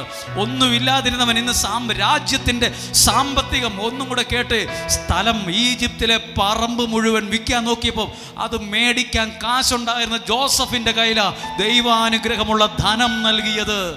അത് മുഴുവൻ പുള്ളി മേടിച്ചു എന്നാ പറഞ്ഞത്. മുഴുവൻ സമ്പത്തിന്റെ മുകളിലായി എന്ന് പറഞ്ഞാൽ ദൈവാനുഗ്രഹമുള്ള സമ്പത്ത് നിനക്ക് വരട്ടെ. ദൈവാനുഗ്രഹമുള്ള സമ്പത്ത് നിനക്ക് വരട്ടെ. ഒരിക്കൽ കൂടി ആ കരങ്ങളെ ഇരിക്കുന്ന സ്ഥലത്തൊന്ന് ഇരുന്നേ, ഒന്ന് കരങ്ങൾ ഉയർത്തിപ്പിടിച്ച് എന്നിട്ട് ഒരു നിമിഷം പ്രാർത്ഥിച്ച്, കർത്താവേ, എൻ്റെ ഈ ഒന്നുമില്ലാത്ത അവസ്ഥയിൽ നിന്ന്, തകർന്നു തരിപ്പണമായി കിടക്കുന്ന അവസ്ഥയിൽ നിന്ന്, പൊട്ടിപ്പൊളിഞ്ഞ അവസ്ഥയിൽ നിന്ന് എന്നെ ഉയർത്തണമേ എന്ന് പ്രാർത്ഥിച്ച്, ഒരു ദൈവ പ്രവൃത്തി ഇവിടെ സംഭവിക്കണമെന്ന് പ്രാർത്ഥിച്ചു. ഒരു ദൈവ പ്രവൃത്തി ഇവിടെ സംഭവിക്കണമേ എന്ന് പ്രാർത്ഥിച്ച്, ഒരു ദൈവ പ്രവൃത്തി ഇവിടെ സംഭവിക്കണമേ എന്ന് പ്രാർത്ഥിച്ച്, ഒരു ദൈവ പ്രവൃത്തി ഇവിടെ സംഭവിക്കണമേ എന്ന് പ്രാർത്ഥിച്ച്, ദൈവത്തിന്റെ ഇടപെടൽ ഇവിടെ ഉണ്ടാകണമെന്ന് പ്രാർത്ഥിച്ച്, ഹല്ലേലൂയ, യേശുവേ നന്ദി, സ്തുതിക്കുന്നു, സ്തുതിക്കുന്നു, സ്തുതിക്കുന്നു, യേശുവേ നന്ദി, നന്ദി, നന്ദി, ഹല്ലേലൂയ, ഹല്ലേലൂയ. നിങ്ങളിത് നിങ്ങളുടെ ഹൃദയത്തിൽ ഇതൊരു ബോധ്യമായിരുന്നെങ്കിൽ ഇത് നിങ്ങൾ അനുഗ്രഹിക്കപ്പെടും. ഒരു വാക്യം കൂടി ഇതിനോട് ചേർന്ന് വായിച്ച് പറയുവാൻ ഉണ്ട്. അപ്പസ്തോല പ്രവർത്തനം 7-ാം അധ്യായം 35-ാമത്തെ വാക്യമാണ്. മറക്കരുത് ഈ വാക്യം. ഞാനിത് പ്രസംഗമായിട്ടല്ല പറയുന്നത്, ഒരു ദൂതായിട്ടാണ്. എന്നാ വ്യത്യാസം എന്ന് ചോദിച്ചാൽ, ഒച്ചയുണ്ടാക്കി വലിയൊരു സംഭവം പറയുമല്ല, ഇത് ഹൃദയത്തിൽ എഴുതി വെക്കേണ്ട ചില വാക്കാ. അപ്പസ്തോല പ്രവർത്തനം 7:35 ഒന്ന് വായിച്ചേ. ഞങ്ങളുടെ മേൽ ശ്രദ്ധിച്ച് കേട്ടോണേ. എവിടെയാണോ നാണം കെട്ടത്, എവിടെയാണോ താഴ്ത്തി കെട്ടിയത്, അവിടെ ദൈവം നിന്നെ അംഗീകരിക്കാൻ ഒരു സമയവും കാലവും ഒരുക്കും എന്നുള്ളത് നല്ല തെളിവാണ്. ശ്രദ്ധിച്ചു വായിച്ചോ, പതുക്കെ വായിക്കണമേ. ഞങ്ങളുടെ മേൽ അധികാരിയും വിധികർത്താവുമായി നിന്നെ ആര് നിയമിച്ചു എന്ന് പറഞ്ഞ് അവർ നിരാകരിച്ച. ആ വാക്ക് നോക്ക്. അവർ നിരാകരിച്ച എന്ന് പറഞ്ഞാൽ അവർ തള്ളിക്കളഞ്ഞ, അവർ വലിയ വിലയൊന്നും കൊടുക്കാതിരുന്ന, തള്ളിക്കളഞ്ഞ മോശയെ തന്നെ മുൾപടർപ്പിൽ പ്രത്യക്ഷനായ ദൂതൻ വഴി ദൈവം അവരുടെ അധികാരിയും വിമോചകനുമാക്കി. തള്ളിക്കളഞ്ഞോൻ തന്നെ രാജാവായി. ആമേൻ. അവർ തള്ളിക്കളഞ്ഞതിനെ ദൈവം അവരുടെ മുകളിൽ കയറ്റി വെച്ചു, അധികാരിയായി വെച്ചു. ഹല്ലേലൂയ. ഒന്നും കൂടെ ശ്രദ്ധിച്ചേ, ഒന്നും കൂടെ എഴുതിയിരിക്കുകയാണ്. ഞങ്ങളുടെ മേൽ അധികാരിയും വിധികർത്താവുമായി നിന്നെ ആര് നിയമിച്ചു? നീ എന്തിനാ ഇവിടെ വന്നു? നിന്റെ അധികാരമൊന്നും വേണ്ട, നിന്റെ വർത്താനമൊന്നും വേണ്ട, നിന്റെ ഡയലോഗൊന്നും വേണ്ട, നീ ഞങ്ങളെ ഭരിക്കുമൊന്നും വേണ്ടെന്നും പറഞ്ഞ് അവർ തള്ളിക്കളഞ്ഞ മോശയെ ദൈവം അവർക്ക് അധികാരിയായി നിയമിച്ചു. തള്ളിക്കളഞ്ഞവനെ തന്നെ ബഹുമാനിക്കാൻ ദൈവം ഇടവരുത്തി. ആരെങ്കിലുമൊക്കെ തള്ളിക്കളഞ്ഞിട്ടുണ്ടോ നിങ്ങളെ? കുടുംബക്കാർ, വീട്ടുകാർ, നാട്ടുകാർ, ദേശക്കാർ, പള്ളിക്കാർ, കമ്മിറ്റിക്കാർ, ട്രസ്റ്റിമാർ ഒക്കെ പറയില്ലേ, അവർ നമുക്കൊന്നും ഒരു വിലയില്ലച്ചോ. തള്ളിക്കളഞ്ഞതിനെ ഓർത്ത് വാളെടുക്കാനും വൈരാഗ്യവും വേണ്ട, അവർ തന്നെ മാറ്റി പറയും. അവർ തന്നെ നിന്നെ ബഹുമാനിക്കാൻ ഇടവരുത്തും. കാരണം ബൈബിൾ പറയുന്നു, മഹത്വവും തേജസ്സും ദൈവത്തിൽ നിന്നാണ്, അധികാരം ദൈവത്തിൽ നിന്നാണ്. ഈ വാക്യം ശ്രദ്ധിച്ചോ? മോശയ്ക്ക് എന്തേലും വിഷമം ഉണ്ടായി കാണും. നീ ഞങ്ങളെ ഭരിക്കാനൊന്നും വരണ്ട, നീ ഞങ്ങളെ വലിയ ഇവിടെ ഒന്നും ഞങ്ങളെ നിയമിക്കാനോ ഒന്നും വരണ്ടെന്നും പറഞ്ഞ് തള്ളിക്കളഞ്ഞ മോശയെ തന്നെ ദൈവം അവർക്ക് അധികാരിയായി നിയമിച്ചു. ഒന്നും കൂടെ വായിച്ചേ, ശ്രദ്ധിച്ചു വായിച്ചേ. ഞങ്ങളുടെ മേൽ അധികാരിയും വിധികർത്താവുമായി നിന്നെ ആര് നിയമിച്ചു? ഇതൊക്കെ നമ്മളോട് ഇങ്ങനെയൊക്കെ ആരെങ്കിലും പറഞ്ഞാൽ നമ്മുടെ മനസ്സ് എന്തേരെ വേദനിക്കും. നിന്നെ ആര് നിയമിച്ചു എന്ന് പറഞ്ഞ് അവർ തള്ളിക്കളഞ്ഞ നിരാകരിച്ച മോശയെ തന്നെ മുൾപ്പടർപ്പിൽ പ്രത്യക്ഷനായ ദൂതൻ വഴി ദൈവം അവരുടെ അവകാശിയും വിമോചകനും അധികാരിയുമാക്കി മാറ്റി. തള്ളിക്കളഞ്ഞവരുടെ മുമ്പിൽ ദൈവം നിന്നെ മാനിച്ചുയർത്തും. നിന്നെ വിമോചകനായി അവർ കാണും, നിന്നെ ഒരു രക്ഷകനായി കാണും. ഹല്ലേലൂയ. അധികം വൈകൊന്നും വേണ്ട ഇതിങ്ങനെയൊക്കെ നടക്കാൻ. ഇന്ന് അതാ ബൈബിളിൽ ഒരു വാക്കുണ്ട്, തള്ളിക്കളഞ്ഞ കല്ല് മൂലക്കല്ല്, അത് വേണ്ടപ്പെട്ട ഒരു കല്ലായി മാറും. ഹല്ലേലൂയ. കേവലം ഒരു പ്രസംഗവും ഒരു പാട്ടും ഒരു ശുശ്രൂഷയും നടക്കുന്ന ഒരു സ്ഥലം മാത്രമല്ല, ജീവിക്കുന്ന ദൈവം പ്രവർത്തിക്കുന്ന ഒരു സ്ഥലം കൂടിയായി ഇത് മാറിക്കൊണ്ടിരിക്കുന്നുണ്ട്. നിനക്ക് നല്ലൊരു ജീവിതം ദൈവം തരും. കണ്ണുകളടച്ചൊന്ന് പ്രാർത്ഥിക്കുമ്പോൾ ജോസഫ് സത്യം പറഞ്ഞ വല്ലാതെ തകർന്നു പോയവനാ. പാട്ടുകാരൻ പാടിയ പോലെയാ, ഉറ്റോരും ഉടയോരും തള്ളിക്കളഞ്ഞു. കത്തിക്ക് കുത്തുന്നേക്കാൾ വേദനയുണ്ട് ഉറ്റവരും ഉടയോരും തള്ളിക്കളഞ്ഞാലുള്ള വേദന. സ്നേഹിക്കേണ്ടവർ സ്നേഹിക്കാതിരുന്നാൽ അത് വേദനയാണ്. അംഗീകരിക്കേണ്ടവർ അംഗീകരിക്കാതിരുന്നാൽ അത് തീ കൊണ്ട് കുത്തുന്ന പോലെയാണ്. ആ വേദനയൊക്കെ ഉള്ളവരുണ്ട്. സാരമില്ല, ഒന്നിനും പറ്റാത്ത വിധത്തിൽ തകർന്നു പോയി എന്ന് തോന്നിയാലും രാജ്യത്തിൻ്റെ സാമ്പത്തികം മുഴുവൻ കൈകാര്യം ചെയ്യാൻ ദൈവം ഉപയോഗിച്ചത് ജോസഫിനെയാണ്. ആ ഈജിപ്തിലെ പറമ്പ് മുഴുവൻ പൈസ കൊടുത്ത് വാങ്ങിയെന്ന്. കിണറ്റി കിടന്നവനോ, കഷ്ടകാലം ഉണ്ടായിരുന്നവനോ, രാവും പകലും പോലെ സാഹചര്യങ്ങളെ മാറ്റാൻ ദൈവത്തിന് പറ്റും. ഒന്നും കൂടെ ആ പാട്ടിന്റെ 2 വരികൾ ജീവിതത്തെ നോക്കിയിട്ട് പറയുക, ഉറ്റോരും ഉടയോരും തള്ളിക്കളഞ്ഞു, കുറ്റം മാത്രം പറഞ്ഞങ്ങ് രസിച്ചപ്പോഴും. ഇവിടെ നിൽക്കുന്ന എത്ര പേര് ഇത് പറയുമെന്നറിയോ? ഈ പാട്ട് എഴുതി നമ്മളാരും അല്ല, പക്ഷെ നമ്മുടെ ജീവിതത്തെ നോക്കിയിട്ട് ആരോ എഴുതിയതാന്ന് തോന്നും. ഉറ്റോരും ഉടയോരും തള്ളിക്കളഞ്ഞു, പിന്നെയോ കുറ്റം മാത്രം അവർ അപ്പുറത്തിരുന്ന് പറഞ്ഞുകൊണ്ടിരിക്കുക. ഒന്നും വേണ്ടില്ലായിരുന്നു, കുറ്റപോലും പറയാതിരുന്നാൽ മതിയായിരുന്നു. എന്നാലും നീ തകർന്നു പോവില്ല. നീ മാത്രമാണ് എന്നെ ഉയർത്തിയത്, സന്തോഷത്തോടെ ഞാൻ ആരാധിക്കുന്നു.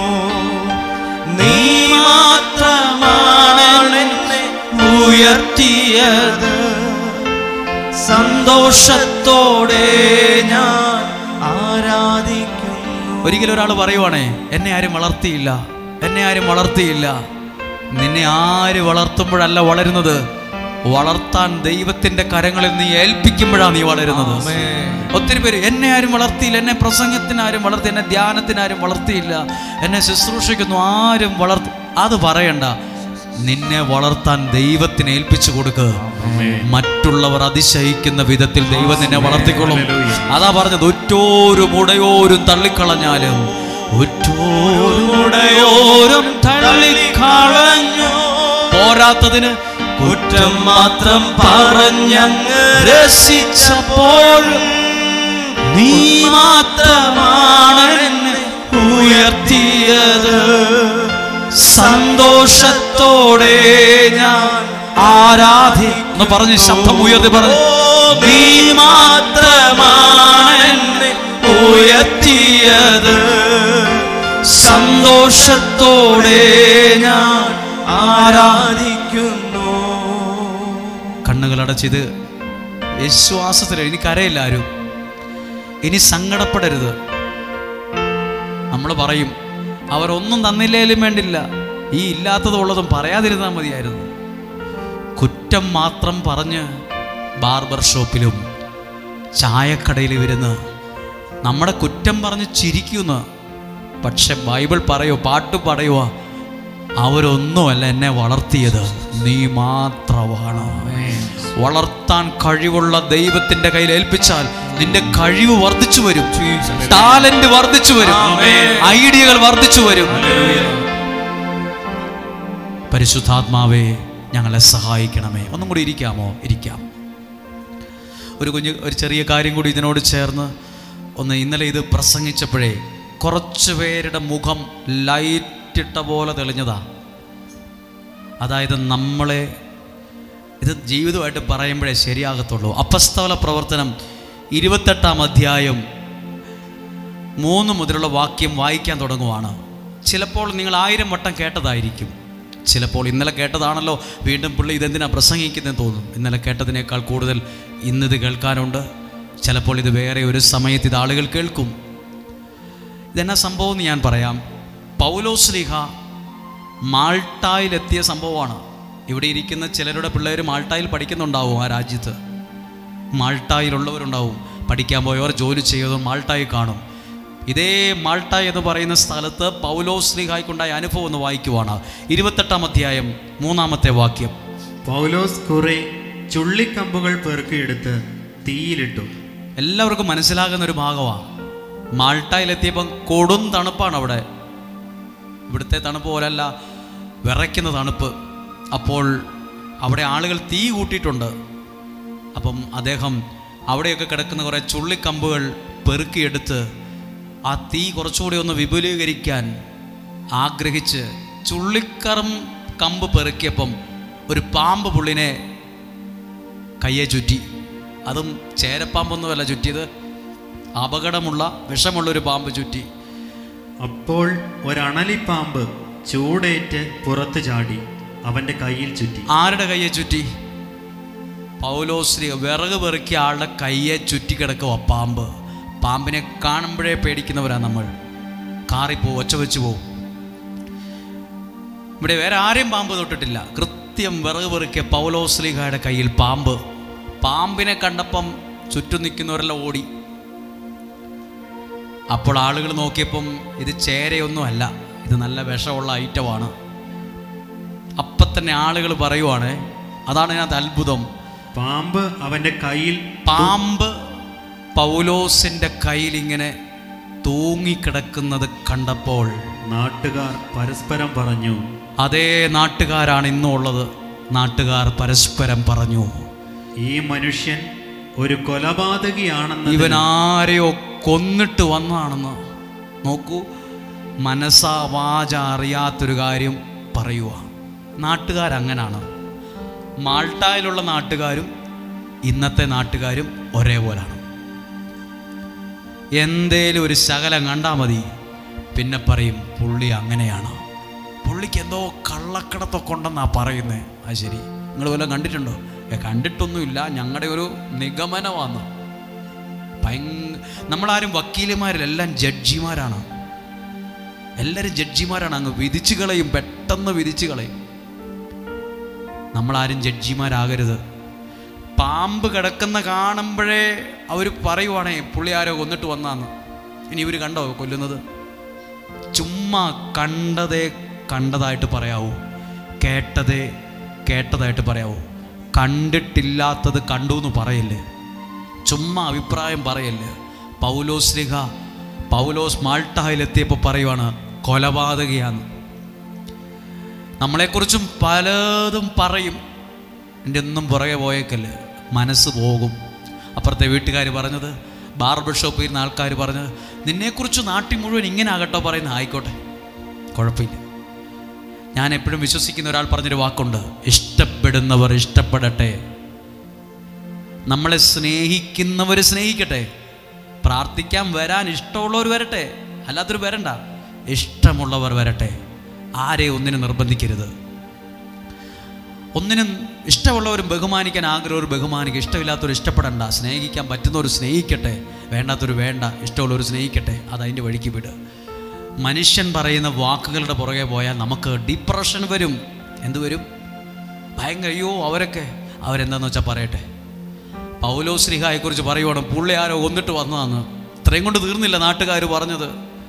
അവൻ കടലിൽ നിന്ന് രക്ഷപ്പെട്ടെങ്കിലും ജീവിക്കാൻ നീതി അവനെ അനുവദിക്കും. കണ്ടോ, അവർ കണക്ട് ചെയ്യുകയാണ്. അവർ പറയുവാണ്, പുള്ളി ആരോ കൊന്നിട്ട് വന്നോണ്ടാന്ന് തോന്നുന്നു. പാമ്പ്, നമ്മൾ ഇത്രയും പേര് ഇവിടെ ഇരുന്നിട്ട് പാമ്പ് ആരെയും ഉപദ്രവിച്ചില്ലല്ലോ. ഈ പാമ്പ് ഇവിടെ പെട്ടെന്ന് ആഫ്രിക്കയിൽ നിന്നൊന്നും വന്നതല്ലല്ലോ. പെട്ടെന്ന് ഈ പാമ്പ് എങ്ങനെ വന്ന് കൃത്യം ആ വിറകിൻ്റെ അടി പാമ്പ് ഇരിക്കുന്നു, അത് നിൻ്റെ കയ്യെ തന്നെ ചുറ്റുന്നു, എന്തോ ഉണ്ട്. അയാൾക്ക് ജോലിയിൽ എന്തോ പ്രശ്നമുണ്ട്, ആ കല്യാണം നടന്നിട്ടില്ല. എല്ലാ ആൾക്കാരും ഇങ്ങനെ പറഞ്ഞുകൊണ്ടായിരിക്കുന്നത്, ഇന്ന കാരണം കൊണ്ട് ആ കല്യാണം നടക്കാത്തത്, ഇന്ന കാരണം കൊണ്ട് ആ പിള്ളേർക്ക് പണ്ട് അങ്ങനെ ഉണ്ടായിരുന്നു, ആ പറമ്പിൽ ദോഷമുണ്ട്, എന്തെല്ലാം കാര്യങ്ങളാണ്. പൗലോസ്ലീഹയെക്കുറിച്ച് പറയുകയാണ്, പുള്ളി ജീവിക്കാൻ നീതി അനുവദിക്കുന്നില്ല. ഇനിയിപ്പോൾ നോക്കണം, ഇവർ വളരെ ശ്രദ്ധിക്കണം. ഇപ്പം പൗലോസ്ലീഹയുടെ കയ്യിൽ എന്തുണ്ട്? പാമ്പ്. എന്നാൽ ഇത്രയും വിറക് അവിടെ കിടപ്പുണ്ട്. എന്നാൽ ഒരാളെങ്കിലും സഹായിക്കാൻ വന്നോ? എന്നാൽ അതിനെ ഒന്ന് അടിക്കാനോ അതിനെ ഒന്ന് രക്ഷപ്പെടുത്താനോ ഈ മനുഷ്യനെ ഒരുത്തിനുമില്ല. അഭിപ്രായം പറഞ്ഞുകൊണ്ട് ചുറ്റും നിൽപ്പുണ്ട് കുറേ നാട്ടുകാർ. ഈ നാട്ടുകാർ ഇന്നും ഉണ്ട് രക്ഷിക്കാൻ. എന്നാൽ ആ പാമ്പിനെ ഒന്ന് തല്ലി ഓടിക്കാനോ കൊല്ലാനോ ആ മനുഷ്യനെ രക്ഷപ്പെടുത്താൻ അഭിപ്രായമാണ്. ഭയങ്കര അഭിപ്രായത്തിനൊരു പഞ്ഞുമില്ല ഇന്ന്. ഭയങ്കര അഭിപ്രായം പറയുന്നത്. എന്നാൽ പാമ്പിനെ എങ്ങനെയാലും ഒന്ന് അത് നീ പുള്ളിയുടെ കയ്യിൽ നിന്ന് ഓടിച്ചേരുമ്പോൾ രക്ഷപ്പെടുത്താൻ നോക്കുമല്ല, വീണ്ടും അഭിപ്രായം പറയാം. അടുത്ത അഭിപ്രായം ഇതിനേക്കാൾ ഭീകര അഭിപ്രായമാണ്. അവൻ പാമ്പിനെ തീയിലേക്ക് കുടഞ്ഞിട്ടു. പൗലോസ്ലീഹ കാറാനും കൂവാനും പോയില്ല, ആ പാമ്പിനെ തീയിലേക്ക് കുടഞ്ഞിട്ടു. അവൻ അപകടമൊന്നും സംഭവിച്ചുമില്ല, ഒന്നും സംഭവിച്ചില്ല. ഇതാണ് നിങ്ങൾ ചിന്തിക്കുക. എന്തെല്ലാം കയറി ചുറ്റിക്കോട്ടെ, ദൈവത്തിൽ ആശ്രയിക്കുന്ന നിനക്ക് ഒരപകടവും സംഭവിക്കുകയില്ല. പലരും പറയും പുള്ളിക്ക് എന്തോ അപകടം പറ്റും, അപകടം വരും, അങ്ങനെ വരും, ഇങ്ങനെയാകും. ഈ വാക്ക് വിശ്വസിച്ചെടുത്തേ. നാട്ടുകാർ പറയുന്നതല്ല സംഭവിക്കുന്നത്. അവരും ഇവരും പറഞ്ഞതുപോലല്ല എൻ്റെ ലൈഫിൽ നടക്കുന്നത്. ഒരപകടവും സംഭവിച്ചില്ല, നിനക്കൊരനർത്ഥവും സംഭവിക്കുകയില്ല. നീ മാൾട്ടായിലായിക്കോട്ടെ, വയനാട്ടിലായിക്കോട്ടെ, എവിടെ ആയിക്കോട്ടെ, ആരെന്തൊക്കെ പറഞ്ഞോട്ടെ. ചിലർ പറയും ഇതിൻ്റെ കല്യാണം നടക്കത്തില്ലെന്ന്. അത് അവരുടെ അഭിപ്രായമോ പറഞ്ഞു, അത് തലേ കയറ്റി വെക്കണ്ട. അവർ പറഞ്ഞു നിനക്കെന്തോ ശാപമുണ്ട്, അത് അവരാ പറഞ്ഞത്. നിനക്കൊരപകടവും സംഭവിക്കുകയില്ല. അടുത്ത അഭിപ്രായം കേട്ടോണം. അവൻ നീര് വന്ന് വീർക്കുകയോ. കണ്ടോ എവിടം വരെ എത്തി നോക്ക്. പുള്ളിക്ക് നീര് വരുമെന്ന് ഡോക്ടർമാരെയൊക്കെ വലിയ അഭിപ്രായമോ അപ്പോൾ പറയുന്നത്. നീര് വന്ന് ചത്തുപോകുമെന്ന്. അണലി കടിച്ചാൽ നീര് വരും, ചത്തുപോകും, ബ്ലഡ് വരും, ചാവുന്നൊക്കെ അവർ. എന്നാൽ ഞാനിത് വായിച്ചപ്പോഴേ ഒരു വടി കൊണ്ട് പോലും ഒരുത്തം വന്നിട്ടില്ല. എന്നാ പൗലോസ് എന്നാ വേണ്ടേ, ഞങ്ങൾ ആ പാമ്പിനെ ഇന്ന പോലെ ചെയ്യട്ടെ എന്ന് ഓരോരുത്തർ എല്ലാവരും പറയാ. നീര് വന്ന് ചാവൂന്ന് ശവപ്പെട്ടി ഉണ്ടാക്കിയിരിക്കുക കുറേ പേര്. ഇപ്പം ചാവും, വലിയ താമസമില്ല, ഒപ്പീസിയല്ലേ അടക്കണം. ആൾക്കാർക്ക് എപ്പോഴും അങ്ങനെയാണ്. നീര് വന്ന് ചാകുന്നത് കാണാൻ ഭയങ്കര കൊതിയാ ചിലർക്ക്. എന്തിനാ നമ്മളൊക്കെ നീര് വന്ന് ചാവൂന്ന് എത്ര പേര് പറഞ്ഞു. എന്തേരെ കാര്യങ്ങൾ നമ്മൾ കേട്ടു. ഇവിടെ നിന്ന് മനുഷ്യർ പറയാ പൗലോസ്ലീഹായെ പാമ്പ് കടിച്ചു, പുള്ളി വലിയ താമസമില്ലാണ്ട് നീര് വന്ന് ചാകും, പക്ഷെ അവൻ അപകടം ഒന്നും സംഭവിച്ചില്ല. ഒന്ന് പറഞ്ഞ അപകടമൊന്നും സംഭവിച്ചില്ല. ഇതിവിടെ ഇരിക്കുന്ന എല്ലാ അമ്മമാരും അപ്പച്ചന്മാരും യുവതി യുവാക്കളും അവർ പറഞ്ഞു, ഇവർ പറഞ്ഞു, അപ്പുറത്തോര് പറഞ്ഞു, ഇപ്പുറത്തോര് പറഞ്ഞു, നാട്ടുകാർ പറഞ്ഞു, പള്ളിക്കാർ പറഞ്ഞു, ട്രസ്റ്റ് പറഞ്ഞു, കമ്മിറ്റി പറഞ്ഞു. ഇതൊന്നും കേട്ട് തലേ വെക്കണ്ട. നിനക്കൊരപകടവും സംഭവിക്കുകയില്ലെന്ന് പറഞ്ഞവനിൽ വിശ്വസിക്കുക. ഹല്ലേലൂയ. അടുത്ത വാക്യം കൂടെ ഒന്ന് വായിക്കണം. പെട്ടെന്ന് വീണ് മരിക്കുകയോ ചെയ്യും. ഇവർ നോക്കിയിരിക്കുന്നത് എന്താ നോക്കിയിരിക്കും? നീര് വന്ന് പുള്ളി പെട്ടെന്ന് വീട് ചാകണം നോക്കിയിരിക്കുക. ഇങ്ങനെ നോക്കിയിരിക്കുക. നല്ല കാര്യത്തിനല്ല നോക്കിയിരിക്കുന്ന. പുള്ളി നീര് വന്ന് ചാകുന്നത് കാണാൻ. എന്തോ ഒരു മനുഷ്യരാണിത്. ഒരു മനുഷ്യൻ പ്രസംഗത്തിൽ പറഞ്ഞൊരു വാക്ക് ഞാൻ ഓർക്കുക. മരിച്ചവരെ ഉയർപ്പിക്കാനൊന്നും കഴിഞ്ഞില്ലേലും ജീവിച്ചിരിക്കുന്ന ആരെയും കൊന്നേക്കരുത് വാക്കുകൊണ്ട് പോലും. അതും അത്ഭുതമാണ്. നീര് വന്ന് ചാവും, പുള്ളി ഇപ്പം വീണ് പോകും, ചത്തുപോകും എന്ന് പറഞ്ഞുകൊണ്ടിരിക്കുക. അടുത്ത കാര്യം വളരെ അനുഗ്രഹമുള്ളൊരു വാക്കുണ്ട് താഴെ. ഏറെ നേരം കഴിഞ്ഞിട്ടും ഇവരെ നോക്കിയിരിക്കുക. എന്നാൽ ആശുപത്രി കൊണ്ടുപോകാനോ മരുന്ന് തരാനോ ഒരുത്തനുമില്ല. നോക്കിയിരിക്കുക. എന്നാ പറ്റും? ഇപ്പം നീര് വരും, അവിടെ മരിക്കും. കുറച്ചു നേരം കഴിഞ്ഞിട്ടും അത്യാഹിതമൊന്നും അവന് സംഭവിക്കുന്നില്ലെന്ന് കണ്ടപ്പോൾ അത്യാഹിതം ഒന്നും സംഭവിക്കുകയില്ലെന്ന് കണ്ടപ്പോൾ അവർ അഭിപ്രായം മാറ്റുകയും, ആ വാക്കൊന്ന് ശ്രദ്ധിച്ചു വായിച്ചേ, അഭിപ്രായം മാറ്റുകയും, നിങ്ങളെക്കുറിച്ച് പറഞ്ഞ അഭിപ്രായം അവർ തന്നെ മാറ്റും. ആമേൻ. ഇനി എന്നാ പുള്ളി പറഞ്ഞു നോക്കി, അഭിപ്രായം എന്നാ മാറ്റി പറഞ്ഞത്? അവനൊരു ദേവനാണെന്ന്. നേരത്തെ എന്നാ പറഞ്ഞത്? പുള്ളി ആരെയോ കൊന്നിട്ട് വന്നാ. ഈ ലൈറ്റ് ഓഫ് ആക്ക്. നേരത്തെ എന്നാ പറഞ്ഞത്? ആരെയോ കൊന്നിട്ട് വന്നാന്ന്. ഇപ്പൊ പറഞ്ഞ എന്താ? അവനൊരു ദേവനാണ്. ഈ പറഞ്ഞോരു തന്നെ മാറ്റി പറയുക, പുള്ളിക്ക് എന്തോ ശക്തിയൊക്കെ ഉണ്ട്, പുള്ളി ഏതോ ദൈവത്തിൻ്റെ അടുത്ത ആളാണെന്ന് തോന്നുന്നു, പുള്ളി ഏതോ ദേവനാണെന്ന് തോന്നുന്നു. 3 സെന്റൻസിന് മുമ്പ് പറഞ്ഞു കൊലപാതകയാന്നാ. നിങ്ങളെ ഇന്ന് കളിയാക്കിയവർ തന്നെ നാളെ അഭിപ്രായം മാറ്റി പറയാൻ ദൈവം ഇടവരുത്തും. അതാണ് ദൈവത്തിൻ്റെ ശക്തി. നീ എവിടെയാണോ നാണം കെടുത്തിയത്, പൗലോസ്ലീഹ അത്രയും പേരുടെ മുമ്പിൽ എല്ലാവരും കേൾക്കേ പറഞ്ഞു, ഇവൻ ആരെയോ കൊന്നിട്ട് വന്നാണ്, ഇവനേതോ കൊലപാതകയാണ്, ഇവൻ നീര് വന്ന് ജാഗത്തേ ഉള്ളൂ. അവർ ചൗപ്പട്ടി ഉണ്ടാക്കാൻ പോയിരിക്കുക, മരുന്ന് മേടിക്കാൻ പോയെന്നല്ല, ചൗപ്പട്ടി ഉണ്ടാക്കാൻ വലിയ താമസമില്ലാണ്ട് പുള്ളിയെ കുഴിച്ചിടേണ്ടി വരുമെന്ന്. പക്ഷെ അവരെഴുതിയിട്ടൊരു വാക്കുണ്ട്, ഏറെ താമസിച്ചിട്ടും അത്യാഹിതം ഒന്നും സംഭവിച്ചില്ലെന്ന് കണ്ടപ്പോൾ അവർ അതേ നാവ് കൊണ്ട് പറഞ്ഞു, പുള്ളി ഏതോ ദേവനാണെന്ന് തോന്നുന്നു, വലിയ ഏതോ മനുഷ്യനാണ്. നിങ്ങളെ വിമർശിച്ചവർ തന്നെ നിങ്ങളെ മാനിക്കാൻ ഇടവരും. നീ പഠിച്ചു ജയിക്കത്തില്ലെന്ന് പറഞ്ഞവരുടെ മുമ്പിൽ ജയിച്ച് ജീവിച്ച് ജോലി ചെയ്ത് കാണിക്കണം. നിങ്ങളെ തള്ളിക്കളഞ്ഞവരുടെ മുമ്പിൽ മൂലക്കല്ലായി മാറണം. നീ വിതച്ച വിത്ത് കിളിർക്കും. അതിന് ദൈവം സഹായിക്കുന്ന സമയമായത്. നിനക്കൊരു അനുഗ്രഹം വരുമ്പോൾ നിന്റെ കഴിവ് വർദ്ധിക്കാൻ തുടങ്ങും. നീ അനേകരുടെ മുമ്പിൽ അഭിമാനത്തോടെ നിൽക്കാൻ പറ്റും. ഒന്നും കൂടെ എല്ലാവരും ഒന്ന് ശ്രദ്ധിച്ചേ. പഴയ നിയമത്തിലെ ജോസഫ് ഇങ്ങനായിരുന്നു. എല്ലാവരുടെയും മുമ്പിൽ തല താഴ്ത്തി നിന്നവനാ. പിന്നെ പറമ്പ് മുഴുവൻ വാങ്ങിക്കൂട്ടിയത് പുള്ളിയാണ്. ഇവിടെ പൗലോസ്ലീഹ കൊലപാതകയാന്ന നാട്ടുകാർ മുഴുവൻ പറഞ്ഞത്. നീര് വന്ന് ചാകും. പെട്ടി മേടിക്കാൻ പോയി ആൾക്കാർ, പൈസയും കൊടുത്ത് പെട്ടി മേടിക്കാൻ പോയി. പക്ഷെ പെട്ടി മേടിക്കേണ്ടി വന്നില്ല. അവർ പറയുക, പുള്ളിക്ക് ഒരു അപകടവും സംഭവിച്ചില്ല. ഇവിടെ ഈ വചനം കേട്ടിരിക്കൊണ്ടിരിക്കുന്ന എല്ലാവരോടും മനസ്സിൽ നിന്ന് പറയാനുണ്ട്, നിനക്കൊരപകടവും വരികയില്ല, നിനക്കൊരനർത്ഥവും വരാൻ ദൈവം അനുവദിക്കുകയില്ല. നിനക്കോ നിന്റെ കുടുംബത്തിന് ഒരത്യാഹിതവും വരികയില്ല. ഒരനർത്ഥം. ആ ഒരു കൈനോട്ടക്കാരൻ പറഞ്ഞു, നാളെ നോക്കിയവും പറഞ്ഞു, അല്ലെങ്കിൽ അവര് പറഞ്ഞു, ഇവര് പറഞ്ഞു, അങ്ങനെ പറഞ്ഞു, പ്രാർത്ഥനക്കാരൻ പറഞ്ഞു. ദൈവം നിന്നോട് പറയുവാണ്, ഒരനർത്ഥവും നിനക്ക് വരികയില്ല, ഒരു ദോഷവും നിനക്ക് വരികയില്ല, ഒരു അത്യാഹിതവും നിനക്ക് വരികയില്ല. നീ ഇങ്ങനെ എല്ലാവരുടെയും മുമ്പിൽ ജീവിക്കുമ്പോൾ അഭിപ്രായം മാറ്റി അവർ പറയോ, കൊലപാതകയാണെന്ന് പറഞ്ഞവർ തന്നെ പറയുന്നു അവൻ ഏതോ ദേവനാണെന്ന് പോലും. നിന്റെ മേലുള്ള അഭിപ്രായങ്ങൾ മാറും. കണ്ണുകളെ ഒന്ന് അടയ്ക്കാം. ഒരു നിമിഷം എല്ലാവരും ഒന്ന് പ്രാർത്ഥിച്ചേ. ദൈവത്തിൻ്റെ എല്ലാ അനുഗ്രഹങ്ങളും നിന്റെ മേൽ വരുന്നൊരു സമയമായി ഇത് മാറട്ടെ. പറഞ്ഞു പ്രസംഗിച്ച ഏതെങ്കിലും ഒരു വാക്കെങ്കിലും മനസ്സിൽ കിടപ്പുണ്ടോ? അതൊന്നോർത്തേ. ദൈവം നിന്റെ ജീവിതത്തിൽ ഇടപെടാൻ സമയമായോണ്ടാ ഈ കസേരയെ കൂടെ ഇരുന്നത്. നാണം കെട്ടുപോയല്ലോ എന്നോർത്ത് തല കുനിച്ച് പോകേണ്ടവരല്ല, അവിടെ തന്നെ ശിരസ്സുയർത്തി നിർത്താൻ ദൈവം കൃപകൾ നൽകുന്ന സമയമാണ്. ഇതൊരു പ്രസംഗമായിട്ടൊന്നുമല്ല, ഒരു ദൂതായിട്ടെടുത്തേ. കരങ്ങളെ ഒന്ന് ഹൃദയത്തോട് ചേർത്ത് വയ്ക്കാം. ദൈവം നിന്നിൽ ഇടപെടട്ടെ. ആരും എന്നെ വളർത്തിയില്ല, ആരും എന്നെ വളർത്തുന്നില്ലെന്നൊന്നും പറയണ്ട. വളർത്തുന്നവൻ്റെ കയ്യിൽ ആരൊക്കെയാണോ ജീവിതം ഏൽപ്പിച്ചു കൊടുക്കുന്നത് അവരെയാണ് ദൈവം വളർത്തുന്നത്, അവരെയാണ് ദൈവം അനുഗ്രഹിക്കുന്നത്. അനുഗ്രഹത്തിന് എന്തേരെ വിലയുണ്ടെന്നറിയണമോ?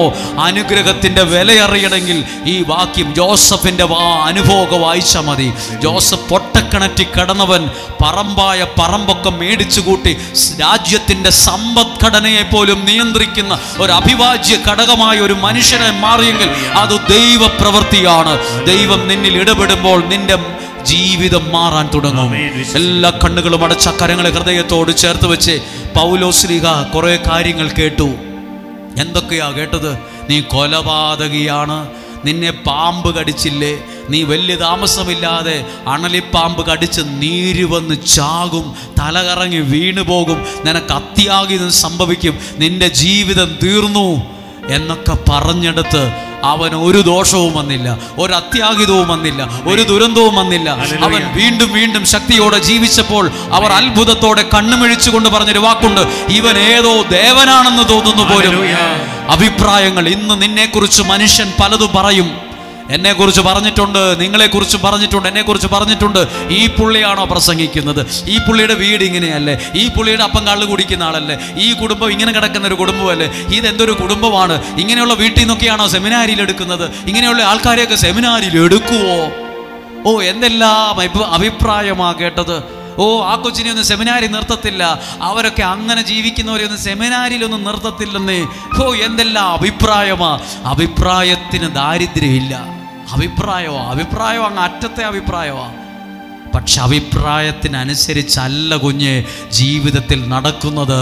നിനക്കൊരു ദോഷവും വരികയില്ലെന്ന് പറഞ്ഞ വാക്കിൽ വിശ്വസിക്കുക. നിനക്കൊരു അനർത്ഥവും വരികയില്ല. ആരോ പറഞ്ഞു നീ പെട്ടെന്ന് മരിച്ചു പോകും, ആരോ പറഞ്ഞു നിന്റെ രോഗം ഇത് സീരിയസ് ആണ്, നിനക്കൊരു ദോഷവും വരികയില്ല. ആരോ പറഞ്ഞു നിന്റെ വിദ്യാഭ്യാസം പൂർണ്ണമാകത്തില്ല, ആരോ പറഞ്ഞു നിനക്ക് ജോലി കിട്ടത്തില്ല. അതൊന്നുമല്ല നടക്കാൻ പോകുന്നത്. ദൈവത്തിന്റെ പദ്ധതിയാണ് നിന്നെ നടക്കാൻ പോകുന്നത്. ദൈവത്തിന്റെ ഇഷ്ടമാണ് നിന്നെ നടക്കാൻ പോകുന്നത്. ഇവിടെ ഇരുന്ന് ഇഷ്ടത്തോടെയോ ഇഷ്ടമില്ലാതെയോ വചനം കേൾക്കുന്ന നിന്നെ ദൈവം കേൾപ്പിച്ചതിന് ദൈവത്തിന് എന്തോ ഒരു ഉദ്ദേശമുണ്ട്. ഇഷ്ടമില്ലാതിരുന്നിട്ടും ഈ കസേരയിൽ വന്നിരുന്ന് ഈ വചനത്തിന്റെ മുക്കും മൂലം ഏതെങ്കിലും അറ്റവും മുറിയായിരിക്കും കേട്ടത്. ബാക്കി മുഴുവൻ സമയം ഉറങ്ങിപ്പോയി കാണും. സാരമില്ല, കേട്ട ഒരു വാക്കുമതി നിന്റെ ജീവിതം ഒരു അനുഗ്രഹമാകാൻ. ഒരു കുളത്തിലോ ഒരു കിണറ്റിലോ വലിയ കല്ലൊന്നും ഇടണ്ട.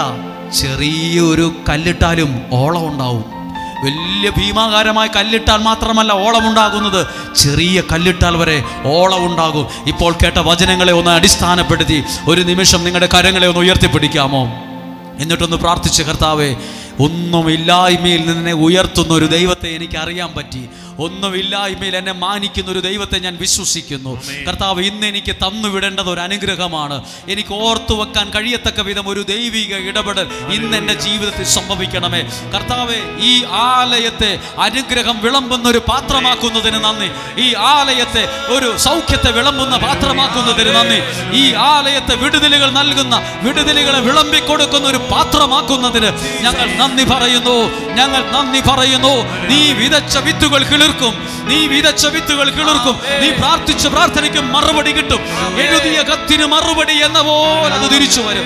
ശബ്ദമുയർത്തി സ്തുതിക്കുന്നു. Jesus, hallelujah, hallelujah. യേശുവേ, നന്ദി പറയുന്നു. സ്തുതിക്കുന്നു, സ്തുതിക്കുന്നു, സ്തുതിക്കുന്നു, സ്തുതിക്കുന്നു. ഹല്ലേലൂയ.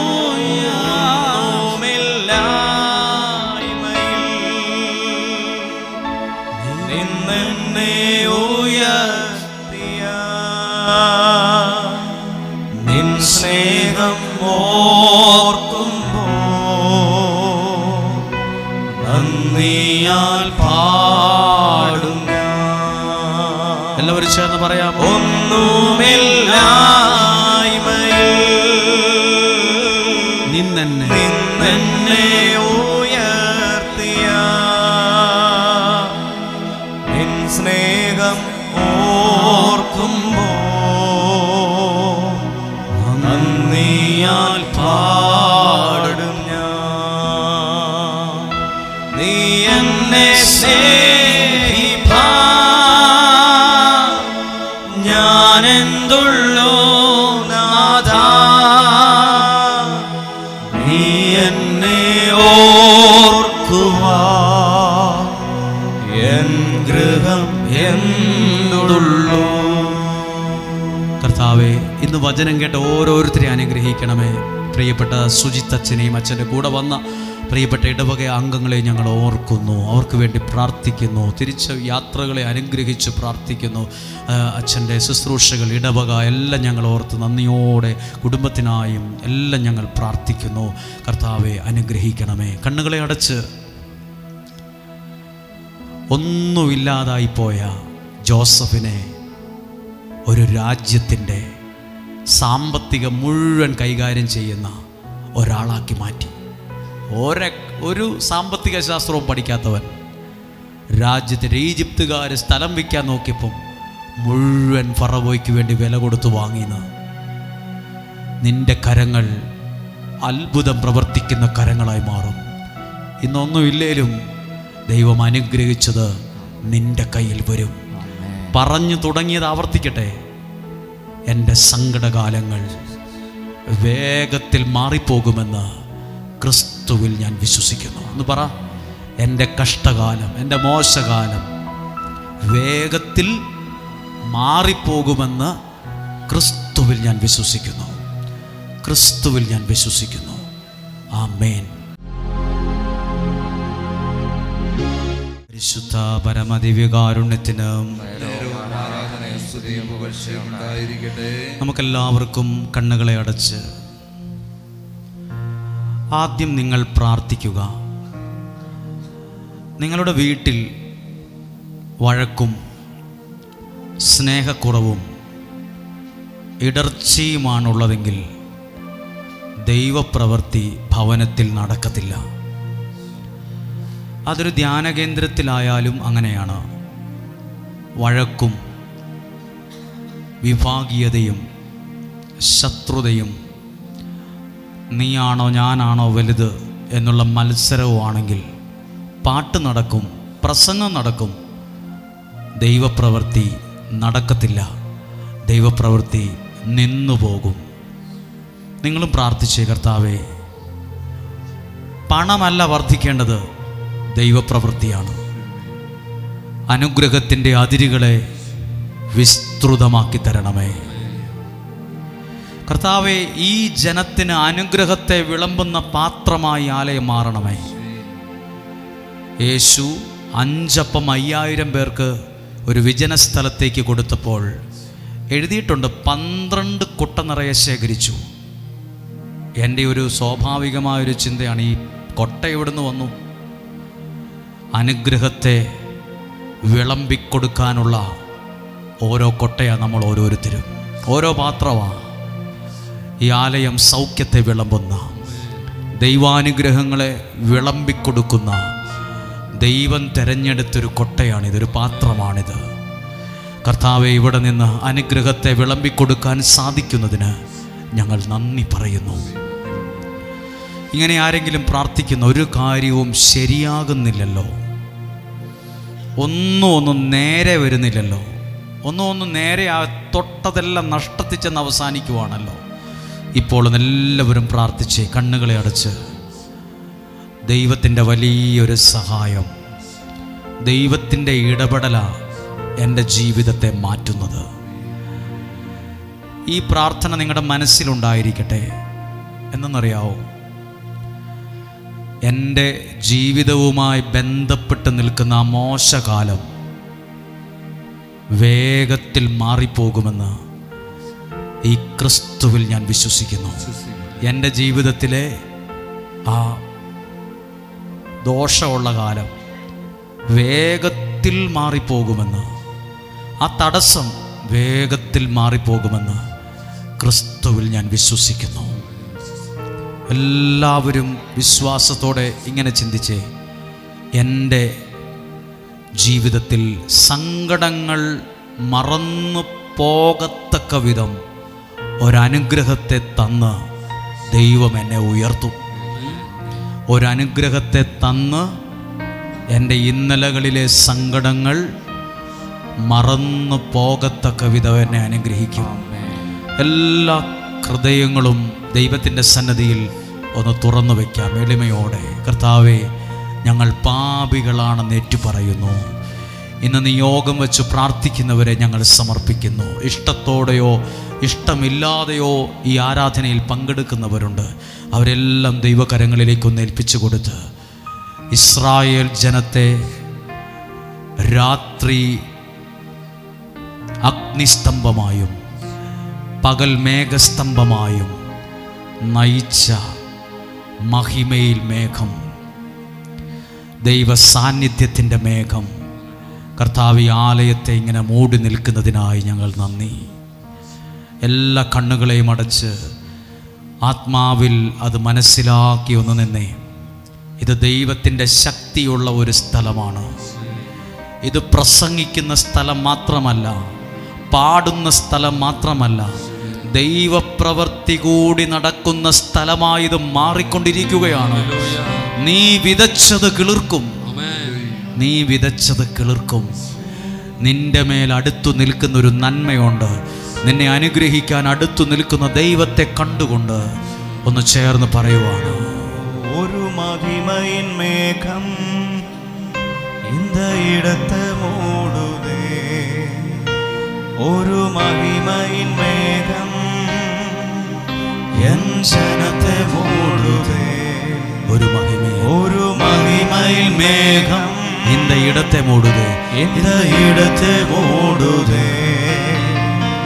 ഒരു മഹിമയിൻ മേഘം ജനത്തെ മൂടുതേ, എൻ ജനത്തെ മൂടുതേ. വിലകാതെ മേഘം നീ, മുൻ ചെല്ലും മേഘം നീ.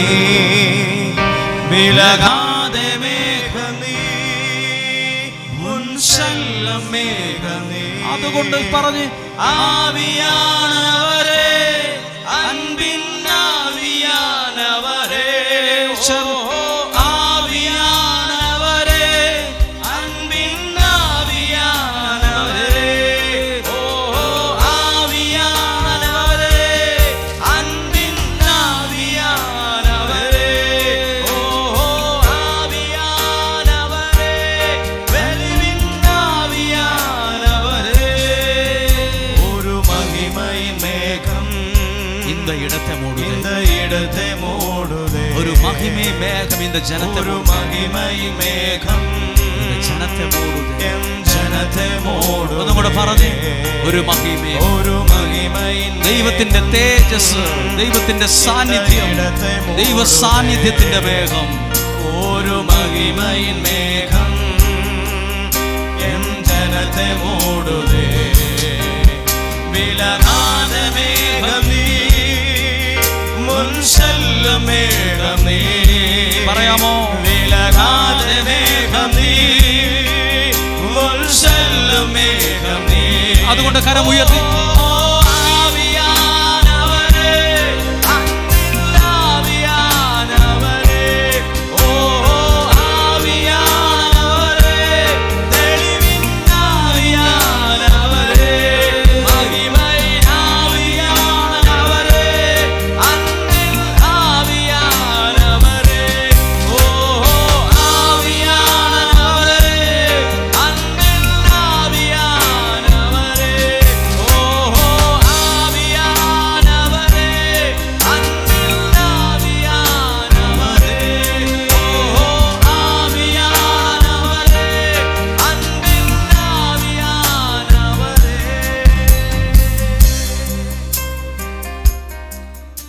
എല്ലാവരും പ്രാർത്ഥിക്കാൻ തുടങ്ങുമ്പോൾ ഇങ്ങനെ വിശ്വസിക്കുക, ഇന്ന് എൻ്റെ ജീവിതത്തിൽ ഒരു ദൈവപ്രവൃത്തി നടക്കും. എൻ്റെ സങ്കടകാലങ്ങൾ വേഗത്തിൽ മാറിപ്പോകുമെന്ന് വിശ്വസിച്ച് ഞാൻ നിൽക്കുവാണ്. ഇനി ശരിക്കും വ്യത്യസ്ത രീതിയിലൊന്ന് പ്രാർത്ഥിക്കാൻ പോവുകയാണ്. അതിനു മുമ്പ് ഈ ഒരു കാര്യം ഒന്ന് കേട്ടേച്ച്, നടേണ്ട സ്ഥലത്ത് നട്ടാലേ അതുകൊണ്ട് ഗുണമുള്ളൂ. പ്രാർത്ഥിക്കുകയും ആരാധിക്കുകയും ചെയ്യുമ്പം ദൈവം നിന്നെ നടേണ്ട സ്ഥലത്ത് ദൈവം നടും. അത് സത്യമാണ്. എവിടെയായാലും നട്ടാൽ ഫലം ഉണ്ടാകത്തില്ല. കോട്ടയത്തുനിന്നോ തൃശ്ശൂരിൽ നിന്നൊക്കെ വന്നവർ അവിടെ റബ്ബറുണ്ട്. അതേ റബ്ബർ ഈ വടുവഞ്ചാലിൽ കൊണ്ടുപോയി നട്ടാൽ അത്രയും ഒന്ന് ശരിയാകണമെന്ന് നിർബന്ധമില്ല. തണുപ്പുള്ളത് കൊണ്ട് ചിലപ്പോൾ അതിനത്രയും ഭംഗി കിട്ടത്തില്ല. അതിന് പട്ടമരപ്പും അതിന് കേടും ഒക്കെ വന്നത് ശരിയാകില്ല. എന്നാൽ ഇവിടെയുള്ള തേയിലയും കാപ്പി ഏലവും കൊണ്ടുപോയി കോട്ടയത്ത് നട്ടാന്ന് വെച്ചാലോ എന്തോ അതും അത്ര ശരിയാവില്ല. മണ്ണിന് പോലും ഒരു പ്രത്യേകതയുണ്ട്. കാപ്പി നടേണ്ടടുത്ത് കാപ്പി, ഏലം നടേണ്ടടുത്ത് ഏലം. ഇനി ദുബായിലോ യു എയിലോ അവിടെ താമസിക്കുന്ന അവിടുത്തെ ഈന്തപ്പന ഇവിടെ കൊണ്ടുപോയി നട്ട് കുറേ കൃഷി ചെയ്യുമെന്ന് വെച്ചാലോ ഗുണമില്ല. ഇവിടുത്തെ കാപ്പിയും മുളകും ഞാൻ അവിടെ കൊണ്ടുപോയി നട്ട് വലിയ ആളാകാൻ നടക്കത്തില്ല. നടേണ്ട സ്ഥലത്ത് നടുമ്പോൾ അത് അനുഗ്രഹമായി വരും. ഈ ആലയത്തിൽ ദൈവം നട്ട ശുശ്രൂഷയാണ് നിയോഗ പ്രാർത്ഥന. ഈ ആലയത്തിൽ ദൈവം നട്ട ശുശ്രൂഷയാണ് ഡെയിലി ബ്ലെസ്സിങ്. ഓരോ ശുശ്രൂഷകരും ദൈവം നട്ടെടുത്ത് വളരാനൊരു ഭാഗ്യം ഉണ്ടാകാൻ പ്രാർത്ഥിച്ചേ. നിങ്ങളുടെ കുഞ്ഞുങ്ങൾക്ക് വേണ്ടി പ്രാർത്ഥിച്ചേ. കഴിവുണ്ടായാൽ മാത്രം പോരാ, ശക്തി ഉണ്ടായാൽ മാത്രം പോരാ, അതിൻ്റെ മേൽ കിട്ടുന്ന ഒരു അനുഗ്രഹം ഉണ്ടായാലേ ആ കഴിവ് വർദ്ധിച്ച് എത്തേണ്ടിടത്ത് എത്തത്തുള്ളൂ. എവിടെയെങ്കിലും നട്ടാൽ മുരടിച്ച് നിൽക്കത്തേ ഉള്ളൂ. കഴിവുള്ള പലരും, മിടുമിടുക്കരായ പലരും എവിടെയും എത്തിയിട്ടില്ല. അവർ കരഞ്ഞുകൊണ്ടിരിക്കുവാണ്, എന്നെ ആരും വളർത്തിയില്ല, എന്നെ ആരും വളർത്തിയിട്ടില്ല. മറ്റുള്ളവർ വളർത്തുമ്പോഴല്ല നീ വളരുന്നത്, വളർത്താൻ കഴിവുള്ളവനിൽ ഏൽപ്പിച്ചു കൊടുക്കുമ്പോഴാണ് ഒരാൾ വളരാൻ തുടങ്ങുന്നത്. എന്ത് കാര്യത്തിലും, ശുശ്രൂഷയായാലും ബിസിനസ്സായാലും വിദ്യാഭ്യാസമായാലും, അവരെന്നെ വളർത്തിയില്ല, അവരെനിക്ക് തന്നില്ല, എനിക്ക് മോശമാണ് തന്നത്, എന്നെ സഹായിച്ചില്ല. വളർത്താൻ കഴിവുള്ളവനിൽ ഏൽപ്പിച്ചു കൊടുക്കുന്നവനെ ദൈവം വളർത്താൻ തുടങ്ങും. അങ്ങനെയെങ്കിൽ എല്ലാ മാതാപിതാക്കളും പ്രാർത്ഥിച്ചേ, കർത്താവേ എൻ്റെ കുഞ്ഞുങ്ങളെ അവരെ കഴിവിൽ അനുഗ്രഹത്തിൽ വളർത്തുവാൻ ഞാൻ ഏൽപ്പിച്ചു തരുന്നു. എൻ്റെ കുടുംബത്തെ നടേണ്ട സ്ഥലത്ത് നടുവാൻ, ചേരേണ്ടതിനോട് ചേരുമ്പോഴാണ് അത് അനുഗ്രഹമാകുന്നത്. ശരിയാണോ? ചേരേണ്ടത്, ഇറച്ചി മസാലയുണ്ട്, അച്ചാർ പൊടിയുണ്ട്, മീറ്റ് മസാലയുണ്ട്, അല്ലെങ്കിൽ മീൻ മസാലയുണ്ട്, എല്ലാ മസാലയും നല്ലതാ എന്ന് വിചാരിച്ച് ഇറച്ചിക്കറി വയ്ക്കുമ്പോൾ അല്പം അച്ചാർ പൊടി മാറിയിട്ടാലോ ആ കറിക്ക് രുചിയില്ല. അതിനിടേണ്ട മസാലയല്ല അത്. ഇറച്ചിക്കറിക്ക് അച്ചാർ പൊടി നല്ലതാ എല്ലാം, പക്ഷെ അതല്ല ചേരേണ്ടത്. ചേർന്നു വരുമ്പോഴാണ് അതിന് രുചി ഉണ്ടാകുന്നത്, ഗുണമുണ്ടാകുന്നത്. അത് ഭക്ഷണ പദാർത്ഥത്തിൽ മാത്രമല്ല, ജീവിതത്തിലായാലും അങ്ങനെയാണ്. ഈ ആലയത്തിൽ എല്ലാവർക്കും ശുശ്രൂഷ ചെയ്യാൻ പറ്റത്തില്ല. ഈ ആലയത്തിൽ ശുശ്രൂഷ ചെയ്യാൻ ദൈവം കണ്ടവരുണ്ട്, അവരെ ആലയത്തിന് അനുഗ്രഹമാകത്തുള്ളൂ. ജീവിതത്തോട് ചേർന്ന് നിൽക്കേണ്ട ചിലരുണ്ട്. എല്ലാവർക്കും ചേരത്തില്ല. എല്ലാം എനിക്ക് അനുഗ്രഹമാകത്തില്ല. അനുഗ്രഹമാകുന്നതിനെ എൻ്റെ ജീവിതത്തോട് ചേർക്കണമേ എന്ന് പ്രാർത്ഥിച്ചേ. കർത്താവേ, ദൈവം ചേർത്തത് ചേരുമ്പോഴാണ് അതിന് ഗുണമുണ്ടാകുന്നത്, രുചി ഉണ്ടാകുന്നത്, സൗന്ദര്യമുണ്ടാകുന്നത്. ഹല്ലേലൂയ. ഇതിനകത്തിരിക്കുന്ന പലർക്കും സങ്കടമുണ്ട്. ആ വ്യക്തി ഇഷ്ടപ്പെടണ്ടായിരുന്നു, ആ കല്യാണം നടക്കണ്ടായിരുന്നു. എന്തെന്ന് ആലോചിക്കാഞ്ഞത്? ചേരേണ്ടത് വേണം, ചേരേണ്ടതിനോട് ചേരാൻ, അല്ലെങ്കിൽ അതിൻ്റെ ഗുണവും രുചിയും നഷ്ടപ്പെട്ടു പോകും. എല്ലാ കരങ്ങളും ഒന്ന് ഹൃദയത്തോട് ചേർത്ത് വെച്ച് കുറച്ചു നേരം എല്ലാവർക്കും വേണ്ടി ഒന്ന് സന്ദേശമൊക്കെ എടുത്ത് ഒന്ന് പറഞ്ഞ് പ്രാർത്ഥിക്കാൻ ആഗ്രഹിക്കുവാണ്. എല്ലാ ശുശ്രൂഷകരും പ്രാർത്ഥിച്ചേ. നിങ്ങളെല്ലാവരും ചെയ്യേണ്ടത് ഇങ്ങനെയാണ്: കർത്താവേ, എന്നോട് സംസാരിക്കണമേ, എൻ്റെ ജീവിതത്തിൽ ഇടപെടണമേ. ഇവിടെ വന്ന് രാവിലെ 8 മണി മുതൽ 2 മണി വരെ ഇരുന്നിട്ട് സമയം നഷ്ടമായി, വരണ്ടായിരുന്നു എന്ന് പറഞ്ഞ് ആരും ഇറങ്ങിപ്പോകാൻ ഇടയാകരുത്. എന്നെ അനുഗ്രഹിച്ച് പറഞ്ഞു വിടണമേ. ഒരാളും കാഴ്ചക്കാരായി നിൽക്കരുത്. ഇതൊരു പ്രോഗ്രാമായി കണ്ടുകൊണ്ട് നിൽക്കല്ല്. കണ്ണുകളടച്ച് ശുശ്രൂഷകർ ഈ ജനത്തിന് വേണ്ടി ഒന്ന് പ്രാർത്ഥിച്ചു തുടങ്ങിക്ക്. ഈ ജനത്തിന് വേണ്ടി പ്രാർത്ഥിക്കുക. കർത്താവേ, അങ്ങയുടെ അത്ഭുതകരം ഈ സമയത്ത് ഈ ജനത്തിൻ്റെ മേലെ നീട്ടുന്നതിന് ഞങ്ങൾ നന്ദി പറയുന്നു. ഈ ജനത്തെ അങ്ങയുടെ കരങ്ങളിൽ ഏൽപ്പിച്ചു കൊടുക്കുന്നു, പ്രാർത്ഥിക്കുന്നു. കർത്താവേ, ശുശ്രൂഷയെ നിയന്ത്രിക്കണമെന്ന് പ്രാർത്ഥിക്കുന്നു. ഈ ശുശ്രൂഷയെ നിയന്ത്രിക്കണമെന്ന് പ്രാർത്ഥിക്കുന്നു. കുടുംബ സമാധാനം ലഭിക്കാൻ പ്രാർത്ഥന ചോദിച്ചവരുണ്ട്. രോഗസൗഖ്യത്തിനായി പ്രാർത്ഥിച്ചവരുണ്ട്. പരീക്ഷയിൽ വിജയം ലഭിക്കാൻ പ്രാർത്ഥിച്ചവരുണ്ട്. മക്കളുടെ വിദ്യാഭ്യാസം അനുഗ്രഹമാകാൻ പ്രാർത്ഥന ചോദിച്ചവരുണ്ട്. സ്ഥലം വിൽക്കാൻ നിയോഗം വെച്ചവരുണ്ട്. വീട് പണി നടക്കാൻ പുതിയ വീടിന് വേണ്ടി പ്രാർത്ഥിച്ചവരുണ്ട്. കടഭാരം മാറിക്കിട്ടാൻ പ്രാർത്ഥിച്ചവരുണ്ട്. വിവാഹ തടസ്സം മാറി അനുഗ്രഹമുള്ള ഒരു ജീവിതത്തെ കിട്ടാൻ പ്രാർത്ഥന ചോദിച്ചവരുണ്ട്. ചേരേണ്ടതിനോട് ചേർന്ന് വരാൻ കൃപ ലഭിക്കട്ടെ. എന്തെങ്കിലും നടക്കുവാനല്ല, അനുഗ്രഹമുള്ളത് സംഭവിക്കുവാൻ കർത്താവിൻ്റെ ജീവിതവുമായി ബന്ധപ്പെട്ട് നിൽക്കുന്ന എല്ലാ തടസ്സങ്ങളെയും എടുത്തു മാറ്റണമേ. ജീവിതവുമായി ബന്ധപ്പെട്ട് നിൽക്കുന്ന എല്ലാ പ്രതിസന്ധികളെയും എടുത്തു മാറ്റണമേ. കർത്താവെ, ജീവിതത്തിൻ്റെ മേൽ അത്ഭുതങ്ങളെ തുറന്നു വിടണമേ. എൻ്റെ ജീവിതത്തെ ഞാൻ ഏൽപ്പിച്ചു തരുന്നു. എൻ്റെ കുടുംബത്തെ ഞാൻ ഏൽപ്പിച്ചു തരുന്നു. എൻ്റെ തലമുറയെ ഞാൻ ഏൽപ്പിച്ചു തരുന്നു. എൻ്റെ ജീവിതത്തിൽ വേദന തന്നുകൊണ്ടിരിക്കുന്നതിനെ മാറ്റിക്കളയണമേ. വിഷമം തന്നുകൊണ്ടിരിക്കുന്നതിനെ മാറ്റിക്കളയണമേ. ഒരു അത്ഭുതത്തിന്റെ വാതിൽ ഇവിടെ തുറക്കണമേ. ദൈവ പ്രവൃത്തി ഇവിടെ നടക്കണമേ. ദൈവത്തിന്റെ ഇടപെടൽ സംഭവിക്കണമേ. ശബ്ദമുയർത്തി 3 പ്രാവശ്യം യേശുവേ, ജീസസ്. ശബ്ദമുയർത്തി ജീസസ്. ഹല്ലേലൂയ. പരിശുദ്ധാത്മാവേ നിറയണമേ. പരിശുദ്ധാത്മാവേ നിറയണമേ, പരിശുദ്ധാത്മാവേ നിറയണമേ ജീസസ്. ഹല്ലേലൂയ. കരങ്ങളടിച്ചൊന്ന് ചേർന്ന് പാടാം. ആരാധിക്കുമ്പോൾ വിടുതൽ. ഇരുവശങ്ങളിൽ കരമടിച്ച് പാടാം. സൗഖ്യം, ആരാധിക്കുമ്പോൾ വിടുതൽ, ആരാധിക്കുമ്പോൾ സൗഖ്യം, വേഗം നീങ്ങി ആത്മാവിൽ സമാധാന സന്തോഷം ദാനമായി അവൻ നൽകിയിടും. വേഗം നീങ്ങി ആത്മാവിൽ സമാധാന സന്തോഷം ദാനമായി അവൻ നൽകി. കരമുയർത്തി അടിച്ച് പ്രാർത്ഥിക്കാം ആത്മാവിൽ ആരാധിക്കാം കർത്തനെ, നല്ലവൻ അവൻ വല്ലഭൻ. ഓ പ്രാർത്ഥിക്കാം ആത്മാവിൽ ആരാധിക്കാം കർത്തനെ, നല്ലവൻ അവൻ വല്ലഭൻ. പിന്നെയോ വിടുതൽ എന്ന് പ്രാപിക്കാം, വിടുതൽ എന്ന് പ്രാപിക്കാം. കരങ്ങൾ താഴ്ത്തി അടിച്ച് യാചിപ്പിൻ എന്നാൽ ലഭിക്കും, അന്വേഷിപ്പിൻ കണ്ടെത്തും. ഒരുമിച്ച് പാടി. യാചിപ്പിൻ എന്നാൽ ലഭിക്കും, അന്വേഷിപ്പിൻ കണ്ടെത്തും. മുട്ടുവിൻ തുറക്കും സ്വർഗത്തിൻ കലവറ, നാവിക്കാൻ എത്രയോ നന്മകൾ. മുട്ടുവിൻ തുറക്കും സ്വർഗത്തിൻ കലവറ, നാവിക്കാൻ എത്രയോ നന്മകൾ. കരമുയർത്തി പ്രാർത്ഥിക്കാം ആത്മാവിൽ ആരാധിക്കാം കർത്തനെ, നല്ലവൻ അവൻ വല്ലഭൻ. ഓ പ്രാർത്ഥിക്കാം ആത്മാവിൽ ആരാധിക്കാം കർത്തനെ, നല്ലവൻ അവൻ വല്ലഭൻ. കരങ്ങൾ വീശി വിടുതൽ എന്ന് പ്രാപിക്കാം, ആമേൻ. വിടുതൽ എന്ന് പ്രാപിക്കാം. കരങ്ങൾ താഴ്ത്തി അടിച്ച്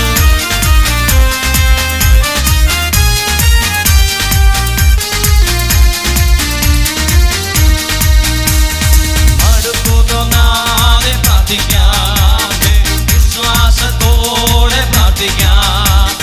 മടുപ്പു തോന്നാതെ പ്രാർത്ഥിക്കാം, വിശ്വാസത്തോടെ പ്രാർത്ഥിക്കാം. പിന്നെയോ നീതിമാന്റെ പ്രാർത്ഥന, ശ്രദ്ധയുള്ള പ്രാർത്ഥന, ഫലിക്കും രോഗിക്ക് സൗഖ്യമാ. നീതിമാന്റെ പ്രാർത്ഥന, ശ്രദ്ധയുള്ള പ്രാർത്ഥന, ഫലിക്കും രോഗിക്ക്. അതുകൊണ്ട് കരമുയർത്തി പറയുന്നു.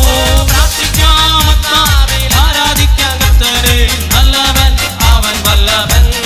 ഓ പ്രാർത്ഥിക്കാം ആത്മാവിൽ ആരാധിക്കാം കർത്തനെ, നല്ലവൻ അവൻ വല്ലഭൻ. വിടുതലെന്നും വിടുതൽ എന്ന് പ്രാപിക്കാം. ചേർന്ന് സ്തുതിക്കുന്നു ജീസസ്.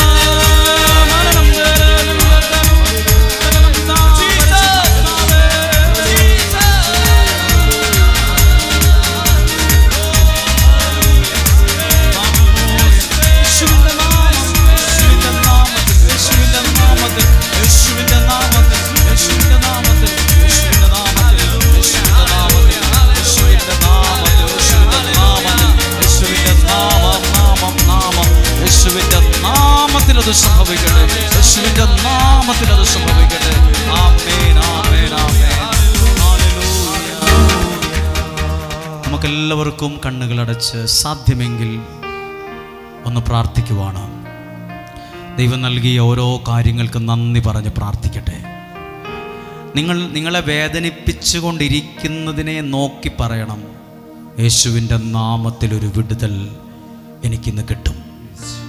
എൻ്റെ ആ കാര്യത്തിൽ ദൈവം ഇടപെടും. പ്രത്യേകം പ്രാർത്ഥിക്കുവാണ്. പ്രാർത്ഥിച്ച് കിട്ടിയ കാര്യങ്ങളെ നിങ്ങളുടെ ശ്രദ്ധയിൽ കൊണ്ടുവരികയാണ്. ഇംഗ്ലീഷ് ശരിക്കും എഴുതാനറിയാം, വായിക്കാനും അറിയാം. പറയാൻ ബുദ്ധിമുട്ടുള്ള ഒരാൾ പല ഇൻ്റർവ്യൂകളും അറ്റൻഡ് ചെയ്തു, അതിന്മേൽ വിജയിച്ചില്ല. ഭയങ്കര മനപ്രയാസത്തോടെ ഇരിക്കുന്ന ഒരാൾക്ക് അതിൽ പുറകോട്ട് പോകാനല്ല, ദൈവം തന്നെ കൈപിടിച്ച് ഒരു കാര്യത്തിൽ വിജയിച്ച് നിനക്കൊരനുഗ്രഹത്തിലെത്താൻ പറ്റുമെന്ന് കർത്താവ് സന്ദേശത്തെ നൽകി ഈ സമൂഹത്തിൽ ഒരാളെ അനുഗ്രഹിച്ച് ഞങ്ങൾ പ്രാർത്ഥിക്കുന്നു. ഹല്ലേലൂയ. ഒരമ്മയുമായി ബന്ധപ്പെട്ട ഒരു വിഷയം. അമ്മയുടെ 4 മക്കൾ. ആ 4 മക്കളെക്കുറിച്ച് ഓർത്ത് ഇങ്ങനെയാണ്, 4 മക്കളുടെ കാര്യവും ഒന്നും ആയില്ലല്ലോ, 4 മക്കളുടെ കാര്യവും ഒന്നും ആയില്ലല്ലോ. ഇങ്ങനെ വിഷമിക്കുന്ന അമ്മയുടെ ജീവിതത്തിൽ ചില വഴികൾ ആ മക്കളുടെ കാര്യത്തിൽ ചില വഴികൾ ഉണ്ടാകുന്നുണ്ട്, ചില വഴികൾ തുറന്നു കിട്ടുന്നുണ്ട്. അങ്ങനെ ചില അവരുടെ മക്കളെ ഓർത്ത് ഭാരപ്പെടുന്ന അമ്മമാർ പ്രാർത്ഥിച്ചു, എൻ്റെ മക്കളുടെ കാര്യം ഒന്നും ശരിയായിരുന്നില്ലല്ലോ, എൻ്റെ മക്കളുടെ കാര്യം ഒന്നും ആയില്ലല്ലോ, അവരുടെ ഒരു കാര്യവും ഒന്നും നടന്നു കിട്ടുന്നില്ലല്ലോ, ഇനി വീടിൻ്റെ എന്തെങ്കിലും പ്രശ്നമാണോ, എന്തെങ്കിലും ശാപം കിടക്കുന്നതുകൊണ്ടാണോ? അല്ല, ഇതാ ഈ പ്രാർത്ഥനയ്ക്ക് മറുപടിയായി ആ വീടിൻ്റെ അകത്ത് ദൈവപ്രവൃത്തി വെളിപ്പെടുവാൻ ഇടവരുന്നു. ഹല്ലേലൂയ, യേശുവേ നന്ദി പറയുന്നു. ഹല്ലേലൂയ. പ്രാർത്ഥിച്ചു കൊണ്ടിരിക്കുന്ന ഒരമ്മ ആ അമ്മയുടെ അടുത്ത് വന്ന് മകൻ ചോദിക്കുവാണ്, എൻ്റെ കാര്യം ശരിയാകുമോ അമ്മേ, എനിക്ക് നല്ലൊരു ജോലിയൊക്കെ കിട്ടുമോ അമ്മേ? പ്രാർത്ഥിച്ചു കൊണ്ടിരിക്കുന്ന അമ്മയുടെ അടുത്ത് വന്ന് ചോദിക്കുന്നൊരു മകൻ, ഞാൻ രക്ഷപ്പെടുവോ അമ്മേ, എനിക്ക് എൻ്റെ കാര്യങ്ങളൊക്കെ ഭംഗിയാകുമോ എന്ന് പ്രാർത്ഥിച്ചു കൊണ്ടിരിക്കുന്ന അമ്മയോട് സംസാരിക്കുന്നൊരു മകനെ അമ്മയ്ക്ക് അറിയായിരിക്കും അത്. ആ മകനൊരു വഴിത്തിരിവുണ്ട്, ആ മകൻ്റെ ജീവിതത്തെ ദൈവം ഏറ്റെടുക്കുന്നുണ്ട്, ആ മകൻ്റെ ജീവിതത്തിൽ ഒരു അനുഗ്രഹമുള്ളൊരു തീരുമാനം കർത്താവ് നൽകി അനുഗ്രഹിക്കുന്നു. ഹല്ലേലൂയ, യേശുവേ നന്ദി പറയുന്നു. സ്നേഹിച്ചതിൻ്റെ ഒരാളെ സ്നേഹിച്ചു, ആ പെണ്ണ് ചതിച്ചു, ആ മകൻ ആത്മഹത്യ ചെയ്തു. ആ മകൻ ഇന്ന് ഭൂമിയിലില്ല.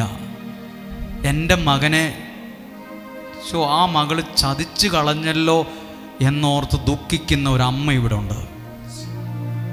ഒരമ്മ അങ്ങനെ സങ്കടപ്പെടുന്നുണ്ട്, എൻ്റെ മകൻ ഈ ഭൂമിയിലില്ലല്ലോ, അവൻ ഇന്ന് നന്നായിട്ട് എൻ്റെ വീടിനെ എല്ലാം പ്രതീക്ഷയായിരുന്നു, പക്ഷെ അവനൊരാളെ ഇഷ്ടപ്പെട്ടു, ആള് ചതിച്ചതിൻ്റെ പേരിൽ പെട്ടെന്ന് ആത്മഹത്യ ചെയ്തു. അങ്ങനെ വിഷമിക്കുന്ന ഒരമ്മയുണ്ട് ഇവിടെ. ആ വിഷമത്തെ കർത്താവ് അമ്മയെ ആശ്വസിപ്പിക്കുന്നുണ്ട്. ആ ഒരു കാര്യം അത് ഭാരപ്പെടണ്ട. അമ്മയെ ആശ്വസിപ്പിക്കുന്നൊരു ദൈവത്തെ ഈ സമയത്ത് കാണുന്നു. ഈ സമയത്ത് ഒന്നിലും എടുത്തു ചാടരുത്, എടിപിടിയെന്ന് പറഞ്ഞ് തീരുമാനം എടുക്കരുത്. ഒന്നിലും ഏതെങ്കിലും മക്കൾ ഒരു തെറ്റായ ബന്ധത്തിലാ എന്നറിയുന്ന അപ്പനോ അമ്മയോ ഇവിടെ ഉണ്ടോ? ഒന്ന് അവർക്ക് വേണ്ടി കൈ ഉയർത്തുവോ?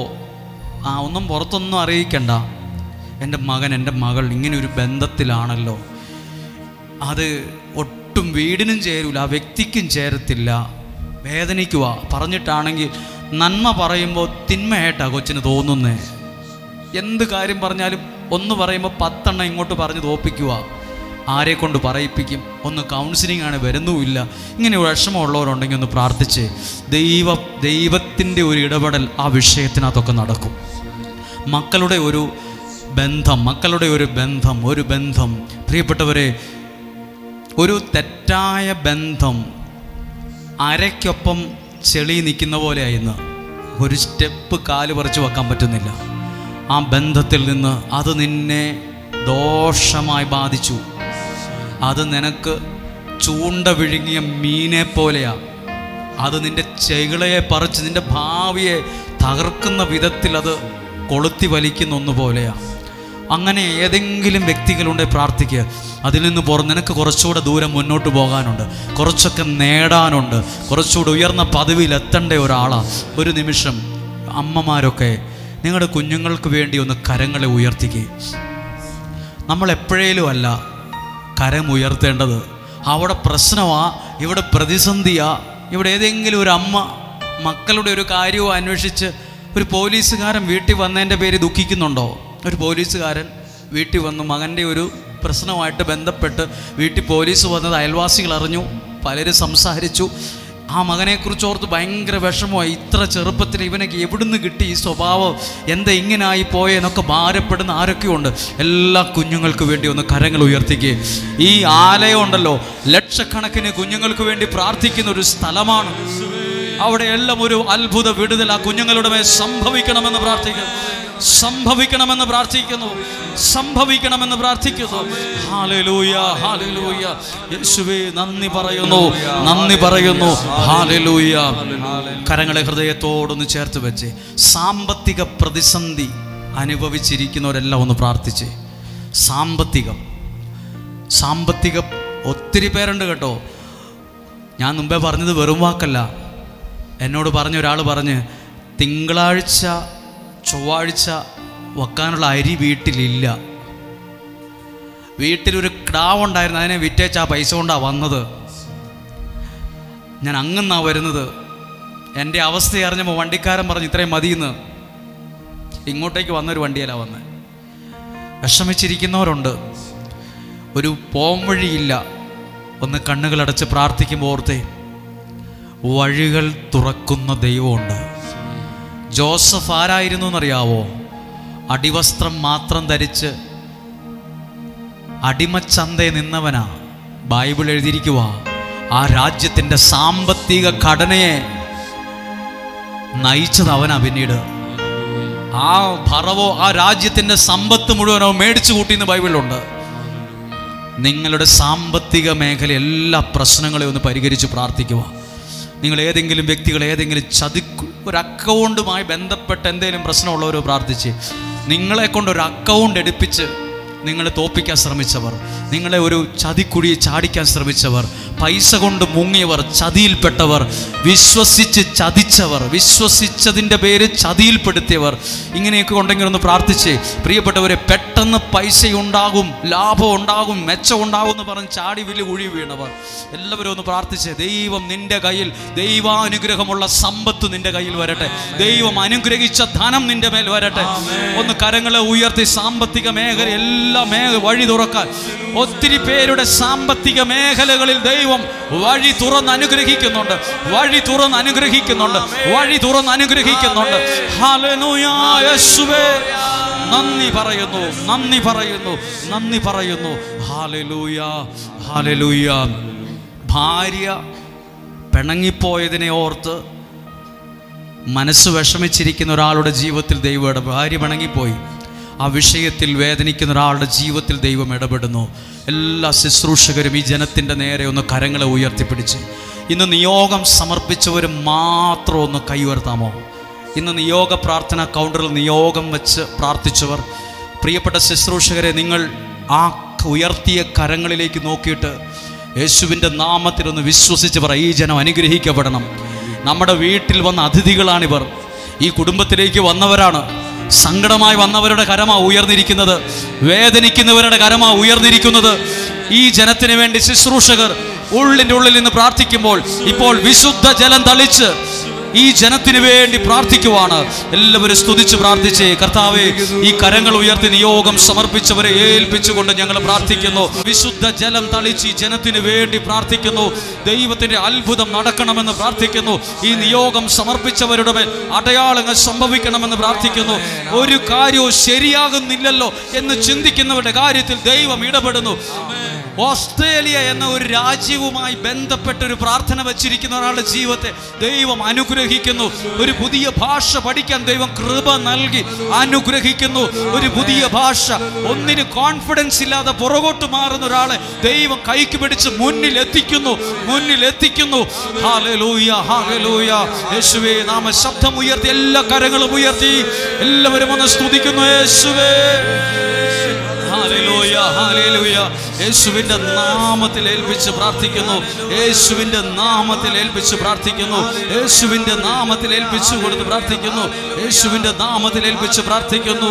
Hallelujah, hallelujah. പോരാ, ശബ്ദമുയർത്തി സ്തുതിക്കുന്നു. ദൈവത്തിന്റെ അത്ഭുതങ്ങൾ ഇപ്പോൾ നടക്കണമെന്ന് പ്രാർത്ഥിക്കുന്നു. Hallelujah, hallelujah.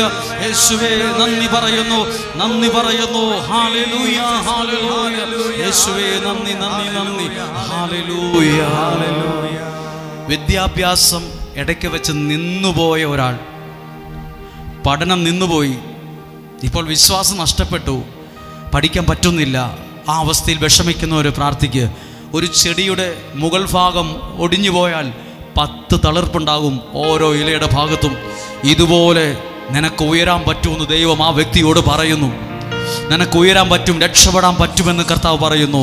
ഇതുപോലെ കൂട്ടുകാരന് വേണ്ടി ഓടി നടന്നേച്ച് അവൻ പറ്റിച്ചു, ചതിച്ചു. ആ വിഷമത്തിൽ ഇരിക്കുന്ന ഒരാൾ, ആ ചില കാര്യങ്ങൾ ഇപ്പോഴാണ് ബോധ്യപ്പെട്ടത്. നിങ്ങളെല്ലാവരും ഇടത്തും വലത്തും നിൽക്കുന്നവരുടെ കരങ്ങളെ സാധ്യമെങ്കിലെന്ന് കോർത്തു പിടിക്കാമോ? എനിക്കറിയില്ല എൻ്റെ അടുത്ത് നിൽക്കുന്ന ആളുടെ വിഷമം എന്നാന്ന്. എനിക്കറിയില്ല ഇപ്പുറത്ത് നിൽക്കുന്ന ആളുടെ സങ്കടം എന്നാന്ന്, പക്ഷെ എന്തോ നമ്മളറിയാത്തൊരു സങ്കടം ആ മനുഷ്യനുണ്ട്. ഇവിടെ നിൽക്കുന്നവർ ആർസിക്കാരനാണെന്നോ ലാറ്റിൻകാരനാണെന്നോ മലങ്കരക്കാരനാണെന്നോ മാർത്തോമയാണോ യാക്കോബയാണോ ഓർത്തഡോക്സ് ആണോ CSI ആണോ നോക്കിയിട്ടല്ല പ്രാർത്ഥിക്കുന്നത്. നിങ്ങളുടെ സഭയോ നിങ്ങളുടെ ഏത് പള്ളിയിൽ ആയിക്കൊള്ളട്ടെ, രണ്ട് കരങ്ങൾ കോർത്ത് പിടിക്കുമ്പോൾ കർത്താവേ ഈ മനുഷ്യനെ അനുഗ്രഹിക്കുന്ന കൂട്ടത്തിൽ എന്നെ കൂടി അനുഗ്രഹിക്കണമേ എന്നൊന്ന് പ്രാർത്ഥിച്ച്, ഈ മനുഷ്യനെ അനുഗ്രഹിക്കുന്ന കൂട്ടത്തിൽ എൻ്റെ കുടുംബത്തെ കൂടി ഒന്ന് അനുഗ്രഹിക്കണമേ, എൻ്റെ കുടുംബത്തിലേക്ക് ഒരു അനുഗ്രഹം കയറി വരണമേ എന്നൊന്ന് പ്രാർത്ഥിച്ച് എല്ലാവരും ശബ്ദം ഉയർത്തി ആ കോർത്ത് പിടിച്ചിരിക്കുന്ന കരങ്ങളോട് യേശുവിൻ്റെ നാമത്തിൽ ഒരു അത്ഭുതം നടക്കട്ടെ, യേശുവിൻ്റെ നാമത്തിൽ ഒരു അത്ഭുതം നടക്കട്ടെ, യേശുവിൻ്റെ നാമത്തിൽ ആ രോഗം സൗഖ്യമാകട്ടെ, യേശുവിൻ്റെ നാമത്തിൽ ഒരു വഴി തുറന്നു കിട്ടട്ടെ, യേശുവിൻ്റെ നാമത്തിൽ അത് സംഭവിക്കട്ടെ. ശബ്ദം ഉയർത്തി സ്തുതിക്കുന്നു. യേശുവേ, അങ്ങില്ലെങ്കിൽ എൻ്റെ ജീവിതം ശൂന്യമാണ്. വിശ്വസിക്കുന്നു. സ്തുതിക്കുന്നു. എല്ലാവരും സ്തുതിക്കുന്നു. ശബ്ദം ഉയർത്തി പ്രാർത്ഥിക്കുന്നു. ഹല്ലേലൂയ. യേശുവിന്റെ നാമത്തിൽ ജീവിതം വെറും ശൂന്യമാം. യേശുവേ, അങ്ങിൽ അലിയുവാൻ എന്നെ മുഴുവനായി സമർപ്പിക്കുന്നേ. യേശുവേ, അങ്ങില്ലെങ്കിൽ എൻ ജീവിതം വെറും ശൂന്യമാം. യേശുവേ, അങ്ങിൽ അലിയുവാൻ എന്നെ മുഴുവനായി സമർപ്പിക്കുന്നേ. ഇപ്പോൾ ഏതെങ്കിലും ഒരു രാജ്യത്ത് പോയി പഠിക്കണമെന്ന് ആഗ്രഹമുള്ള അങ്ങനെയുള്ള ആരെങ്കിലും പ്രാർത്ഥിക്കുന്നവർ ഒന്ന് പ്രാർത്ഥിച്ചേ. അതോടൊപ്പം പാസ്പോർട്ടുമായി കൊണ്ടുവന്നവർ പ്രാർത്ഥിച്ചേ. ഒരു 10 രൂപ എടുത്ത് കയ്യിൽ പിടിക്കാൻ പറ്റുമെങ്കിൽ എടുത്ത് പിടിച്ചേ. ബക്കറ്റിലിടാനല്ല, നേർച്ചയിടാനല്ല, ഒന്ന് പ്രാർത്ഥിക്കാനാ. അനുഗ്രഹമുള്ള 10 രൂപ മതി ഞാൻ രക്ഷപ്പെടാൻ. 10 ലക്ഷം ഒന്നും വേണ്ട. അനുഗ്രഹത്തിൻ്റെ വിലയറിഞ്ഞവർ അനുഗ്രഹം കളയില്ല. യാക്കോബ് നേരം വെളുക്കുന്നവരെ നിന്നേച്ച് പറഞ്ഞ ഒറ്റ കാര്യമാ, എന്നെ അനുഗ്രഹിക്കണമെന്ന്. രാത്രി മുഴുവൻ പ്രാർത്ഥിച്ചത് ഒറ്റ കാര്യത്തിനാ, അനുഗ്രഹത്തിന് വേണ്ടി. നാണം കെട്ടുപോയിട്ടുണ്ടോ? എവിടെയേലും തലകുനിഞ്ഞാണോ നിൽക്കുന്നേ? എല്ലാവരും തള്ളിക്കളഞ്ഞോ? വിഷമിക്കണ്ട. ഇതേ അനുഭവം പഴയ നിയമത്തിലെ ജോസഫിനും ഉണ്ടായിരുന്നു. കൂടപ്പിറപ്പെല്ലാം പൊട്ടക്കിണറ്റി തള്ളിയിട്ടു. സ്ത്രീ പീഡന കേസ് ജയിലിലാണ് കിടന്നത്. ഇനി എങ്ങനെ രക്ഷപ്പെടാനാന്നാ? പക്ഷേ ഏത് കുഴിയിലാകട്ടെ ദൈവാനുഗ്രഹമുള്ളോ കയറി വരും. ആ രാജ്യത്തിൻ്റെ സാമ്പത്തിക മേഖല കൈകാര്യം ചെയ്യുന്ന ധനകാര്യ വകുപ്പ് ഈ വ്യക്തിയുടെ കയ്യിലാണ് ദൈവം ഏൽപ്പിച്ച്. രാജ്യത്തിൻ്റെ സമ്പദ്ഘടനയെ നിയന്ത്രിച്ചത് പിന്നീട് ജോസഫാ. ഒരു കുഴിയിൽ നിന്ന് ഒന്നുമില്ലായ്മയിൽ നിന്ന് ദൈവം എല്ലാം ഉള്ളവനാക്കിയാ മാറ്റിയേ. നിങ്ങൾ പ്രാർത്ഥിച്ചേ. നിങ്ങളുടെ കയ്യിൽ എടുത്തു പിടിച്ചിരിക്കുന്ന 10 രൂപയായിരിക്കും, 50 രൂപയായിരിക്കും, 1 രൂപയായിരിക്കും. മറുകരം കൊണ്ട് അതിനെ കമിഴ്ത്തി പിടിച്ചേ. ആ പാസ്പോർട്ടിൻ്റെ മേലെന്ന് കമിഴ്ത്തി പിടിച്ച് മുറുകെ പിടിച്ച് പറഞ്ഞ്, ഈ പാസ്പോർട്ടിനകത്ത് ഞാൻ ദൈവത്തിൻ്റെ ഒരു ഇടപെടൽ ഞാൻ കാണും. ഈ വിൽക്കാൻ വെച്ചിരിക്കുന്ന സ്ഥലത്തിൽ ഞാനൊരു ദൈവിക ഇടപെടൽ കാണും. ഈ കള്ളക്കേസിൽ കുടുങ്ങിക്കിടക്കുന്ന അവസ്ഥ ഞാനൊരു ദൈവ പ്രവൃത്തി കാണും. ഒരു ദൈവം നിന്റെ മേൽ ഇടപെടും.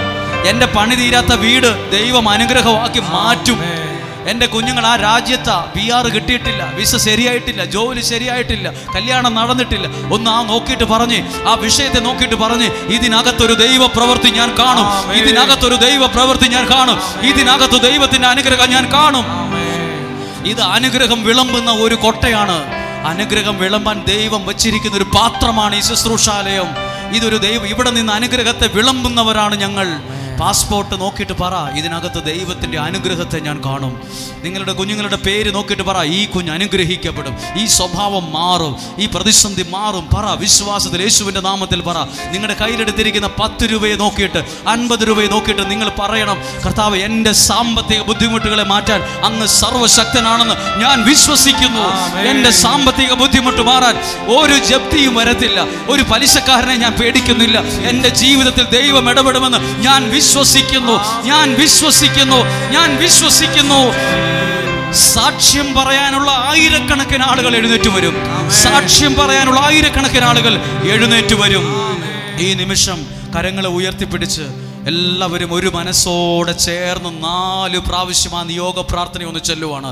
യേശുവേ, എൻ്റെ നിയോഗങ്ങളെ സ്വീകരിച്ച് അതിന്മേൽ നിൽക്കുന്ന തടസ്സങ്ങളെ മാറ്റി എനിക്ക് സാധിച്ചു തന്ന് അനുഗ്രഹിക്കണമെന്ന് ഒറ്റ മനസ്സോടെ എല്ലാവരും ചേർന്നൊന്ന് ചോദിച്ചിട്ട് എല്ലാവരും ചേർന്ന് പ്രാർത്ഥിച്ച്, നസ്രായനായ യേശുവേ, എൻ്റെ എല്ലാ നിയോഗങ്ങളെയും അങ്ങ് സ്വീകരിച്ച് അതിന്മേൽ നിലനിൽക്കുന്ന എല്ലാ തടസ്സങ്ങളെയും പൂർണ്ണമായും എടുത്തു മാറ്റി സാധിച്ചു തന്ന് എന്നെ അനുഗ്രഹിക്കണമേ. നസ്രായനായ യേശുവേ, എൻ്റെ എല്ലാ നിയോഗങ്ങളെയും അങ്ങ് സ്വീകരിച്ച് അതിന്മേൽ നിലനിൽക്കുന്ന എല്ലാ തടസ്സങ്ങളെയും പൂർണ്ണമായും എടുത്തു മാറ്റി സാധിച്ചു തന്ന് എന്നെ അനുഗ്രഹിക്കണമേ. നസ്രായനായ യേശുവേ, എൻ്റെ എല്ലാ നിയോഗങ്ങളെയും അങ്ങ് സ്വീകരിച്ച് അതിന്മേൽ നിലനിൽക്കുന്ന എല്ലാ തടസ്സങ്ങളെയും ബന്ധനങ്ങളെയും പൂർണ്ണമായും മാറ്റി എന്നെ അനുഗ്രഹിക്കണം. ഞാൻ വിശ്വസിക്കുന്നു.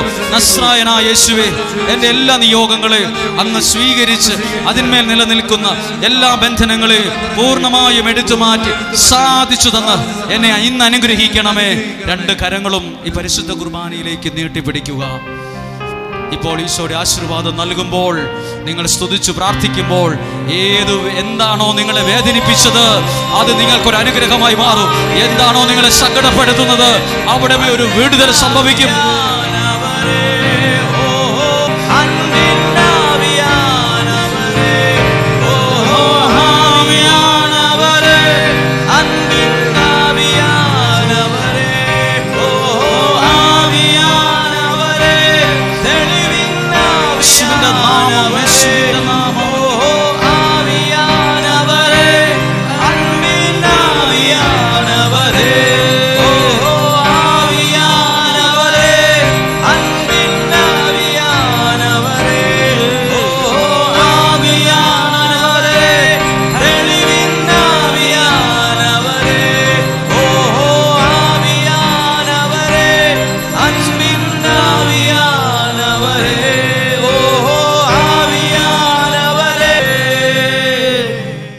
ഈ ആലയത്തിൽ നിന്ന് പോകുന്നതിന് മുമ്പ് എപ്പോഴെങ്കിലുമൊക്കെ 33 പ്രാവശ്യം പ്രാർത്ഥിച്ച് ഇറങ്ങിപ്പോകുക.